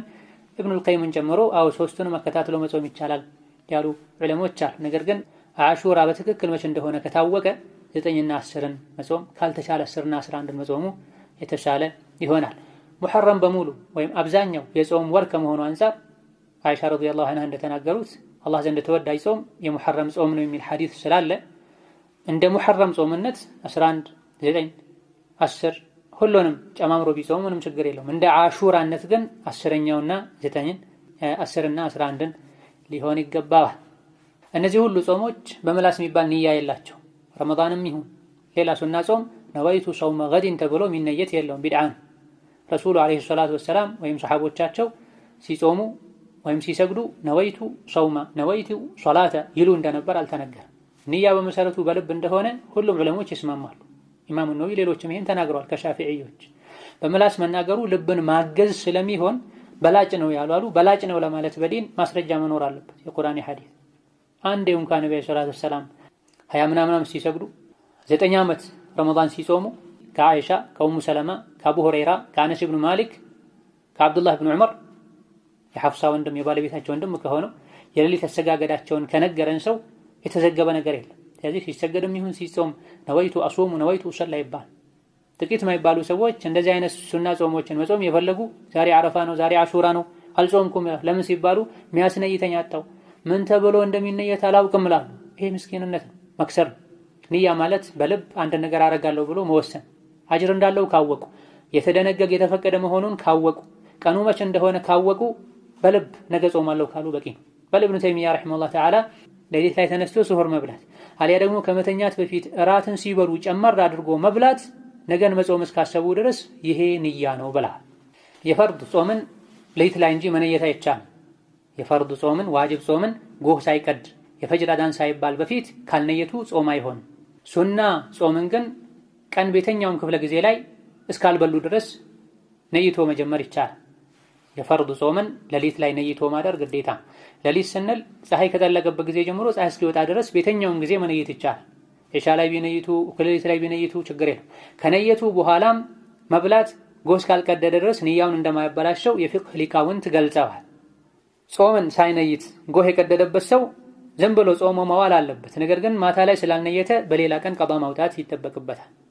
ሱና ጾም ግን በቀኑ ቤተኛውን ክፍለ ጊዜ ነይቶ መጀመር ይቻላል። ሸርጡ ያልበሉ መሆን አለበት። ከዕለታት አንድ ቀን ነብዩ ቤታቸው ገብተው ምግብ ሲሉ የለም ሲሏቸው እንግዲያውስ እኔ ጾመኛ ነኝ ብለዋል። ጠዋት ስላልበሉ ነው። የተወሰኑ ዑለሞች ከእኩለ ቀን በኋላ ከሆነ መነየት አይቻልም የቀኑ አብዛኛው ጊዜ ስላለፈ ያሉበት ሁኔታ። ነገር ግን ትክክለኛው ሐዲሱን በግልጽ እንደሚያሳየው የቀኑ የተወሰኑ ሰዓታት እንኳ ቢቀሩ ከአስር በኋላ እንኳ ቢሆን ጠዋት ላይ ከነጋ ጀምሮ ጎህ ከቀደደ ጀምሮ እስካልበሉ ድረስ ነይቶ መጾም ይቻላል። ነገር ግን ከነየተበት ጊዜ ጀምሮ ነው አጅሩ የሚገኘው ወይስ የሙሉ ቀን አጅር ይገኛል? ኺላፍ አለበት። የተመረጠው ከሐዲስ የምንረዳው ኢነመል አዕማሉ ቢንኒያት ከሚለውና ከሌሎች ሐዲሶች ከነየተበት ጊዜ ጀምሮ ነው አጅሩ የሚገኘው። ስለዚህ የውሙ አሹራ የአንድ ዓመት ወንጀል ያራግፋል፣ የውሙ ዓረፋ የሁለት ዓመት ወንጀል ያራግፋል ተብሏል። ይሄን አጅር የሚያስገኘው ሌሊት ነይቶ ጾሙን ተጀመረ ሰው ነው። መጨረሻ ላይ ምን አሉ ሼኹ? ኢላ አነሁ ላ የንበጊ ለሃ አን ተሱመ ተጠውዐን ወዐለይሃ ቀዷእ ሚን ረመዳን የረመዳን ቀዷ ያለባት ሱና ጾም መጾም አይገባትም ሐታ ተሱመ አልቀዷእ ቀዷ ሳትጾም በፊታ። ይሄን ለሁለት ከፍለን እናየዋል። ጊዜው ጠባብ ከሆነ ሚያልፍ ጾም ከሆነ አዎ ዋጅቡን ጾሞ እንጂ ሱናው መጾም የለበትም። ለምሳሌ እንደ ሸዋል ጾም። ሸዋል ወር አጭር ጊዜ ነው። ሸዋል በሸዋል ወር እንጂ አይጾም። ሸዋል ከወጣ በኋላ በዙል ቃዕዳ ቀዷ አይወጣም። አንዳንድ ይሄን ያሉ ቢኖሩም ትክክል አይደለም፣ ማስረጃ ያለው ሸዋልን የጾመ ነው ያሉት ነቢ እንጂ ቀዷ አውጡ ብለው አላዘዙም። ከሸዋል ውጪ ከተጾመ ሸዋልም አይባል። የረመዳን ቀዷ ያለበት ሰው ከሸዋል በፊት ረመዳኑን መጾም አለበት ይባላል። በተረፈ የረመዳን ቀዷ ያለበት ሰው የውም ዓረፋን ቢጾም፣ የረመዳን ቀዷ ያለበት ሰው አሹራን ቢጾም፣ እንደዚሁ ደግሞ ኸሚስና ሰኞን ቢጾም በመሰረቱ ችግር የለው። ነገር ግን በላጩ እነዚህ ቀኖችን አጅራቸውን ለማግኘት በዛ ቀን ፈርዱንም የዕለቱን ሱና ጾምም ነይቶ መጾምም ይቻላል። ስለዚህ ዑመር ኢብኑል ኸጣብ ሌሎችም የዙል ሒጃ 10 ቀናት ላይ የረመዳን ቀዷቸውን ያወጡ እንደነበረ ተነግሯል። ሆን ብለው ጠብቀው የቀናቶቹን ትሩፋት ለማግኘት ሲባል ማለት ነው። በላጩ ግን ቀድሞ ቀዷን አውጥቶ ሱናዎችን መጾም ነው፣ ሁለቱንም አጅር የተሟላ ሆኖ እንዲያገኙ። አራተኛውና የመጨረሻው ኢዛ ጠሁረቲል ሐኢዱ ሴት ልጅ ከጠራች ፊ አትናኢ ነሃሪ ቀን ላይ ሚን ረመዳን የረመዳን ወር ቀን ላይ ሴት ልጅ ከሐይዷ ከጠራች ከቆመላት ፈኢነሃ ቱምሲኩ በቂየተ የውሚሃ የቀኑን የቀረውን ክፍለ ጊዜ ከምግብ ታቅባ መዋል ይጠበቅባታል። ወተቅዲህ መዐል አያሚ ቀዷ ታወጣለች ይሄን ቀን መዐል አያሚ አለቲ አፍጠረትሃ ቢልሐይድ በሐይድ ምክንያት ከበላችባቸው ቀኖች ጋር አንድ ላይ ቀዷ ታወጣዋለች። ወኢምሳኩሃ በቂየተ የውም አለዚ ጠሁረት ፊህ የጠራችበትን ቀን ግማሽ ቀንም ቢሆን ጠዋቱን ጠርታ ጾም ባትጀምርበትም ቀሪውን ጊዜ ከምግብ ትታቀብ የተባለው ኢህቲራመን ሊልወቅቲ የረመዳንን ወቅት ጊዜውን ለማክበር ሲባል ነው አሉ። ይህ ኺላፍ ያለበት ነጥብ። መንገደኛ ቀን ላይ ወደ ሀገሩ ቢመለስ፣ ታሞ የነበረ ሰው ቀን ላይ ከህመሙ ቢያገግም ጠዋት በልተው ሳለ፣ የወር አበባ ደም ላይ የነበረች ሴት ወይም የወሊድ ደም ላይ የነበረች ሴት ቀን ላይ ከወር አበባ ደም ከወሊድ ደም ብትጠራ ጠዋት ከመብላታቸው ካለመጥራታቸው ጋር ቀሪውን ጊዜ መጾም ይወጅባቸዋል አይወጅባቸውም? በዑለሞች መሃል ኺላፍ አለበት። መንገደኛና በሽተኛ ጠዋት ካልበሉ ከነየቱ መጾም ይችላሉ። ምንም ያነጋግር ነገር አይደለም። ሐይድና የወሊድ ደም ላይ የነበረች ሴት ጠዋት እንዳትጾም የሚከለክላት ዑዝር ነበራት። ከሰዓት ጠራች ወይም ጎህ ከቀደደ በኋላ የንያ ወቅት ካለፈ በኋላ ጠራች። ይሄኔ መጾም አትችልም። ከምግብ ታቅባትዋል ወይስ መጾም ስለማይፈቀድላት የቀኑ መጀመሪያ ላይ ቀኑን ሙሉ ትብላ? ኺላፍ አለበት። በርካታ ፉቃሃዎች ቀኑን ሙሉ ታቅበው ይዋሉ ጾመኛ ባይሆኑም ብለዋል። ለምን ሲባሉ ቀኑን ለማክበር ሲባል። ነገር ግን ትክክለኛው መን አከለ አወለ ነሃሪ ፈልያእኩል አኺረሁ የሚለው የአብዱላህ ብን መስዑድ፣ የኢማሙ አሕመድ፣ የኢማሙ ሻፊዒ አቋም። በበቂ ምክንያት የቀኑ መጀመሪያ ላይ የበላ መብላት የተፈቀደለት የቀኑ መጨረሻ ላይም ይብላ ብላ። ስለዚህ በሐይድ ምክንያት ጠዋት ያልጾመች ሴት፣ በወሊድ ደም ምክንያት ጠዋት ያልጾመች ሴት፣ በጉዞ ምክንያት ጠዋት ያልጾመ ሰው መንገደኛ ወደ ሀገሩ ሲገባ ሐይድና የወሊድ ደም ላይ የነበረች ሴት ስትጠራም ቢሆን የበሉ መቀጠል ይችላሉ። ቀኑን ለማክበር ሲባል ጾመው ይዋሉ ማለት ጠዋት ላይ በመብላታቸው ምክንያት የቀኑ የጾም ክብር ቀርቷል። እነሱ ወንጀለኛም አይደሉም፣ ተፈቅዶላቸው ነው ጾሙን ቀኑን በጾም ማክበሩ የቀረው ለነሱ። ሌላ ጊዜ ቀዷ ያወጡታል። ስለዚህ አብዱላህ ብን መስዑድ ታላቁ ሰሐቢ የቀኑ መጀመሪያ ላይ የበላ ሰው ኋላ ላይ ይብላ ብለዋል። ይሄን ተከትለው ኢማሙ ሻፊዒ፣ ኢማም አሕመድም ጠዋት ላይ በበቂ ምክንያት የበላ ያልጾመ የተቀረውን ጊዜ ይብላ ብለዋል። هذا والله تعالى أعلم። የዛሬ ደርሳችን እዚህ ያበቃል። ወሰላሙ አለይኩም ወረሕመቱላሂ ወበረካቱ።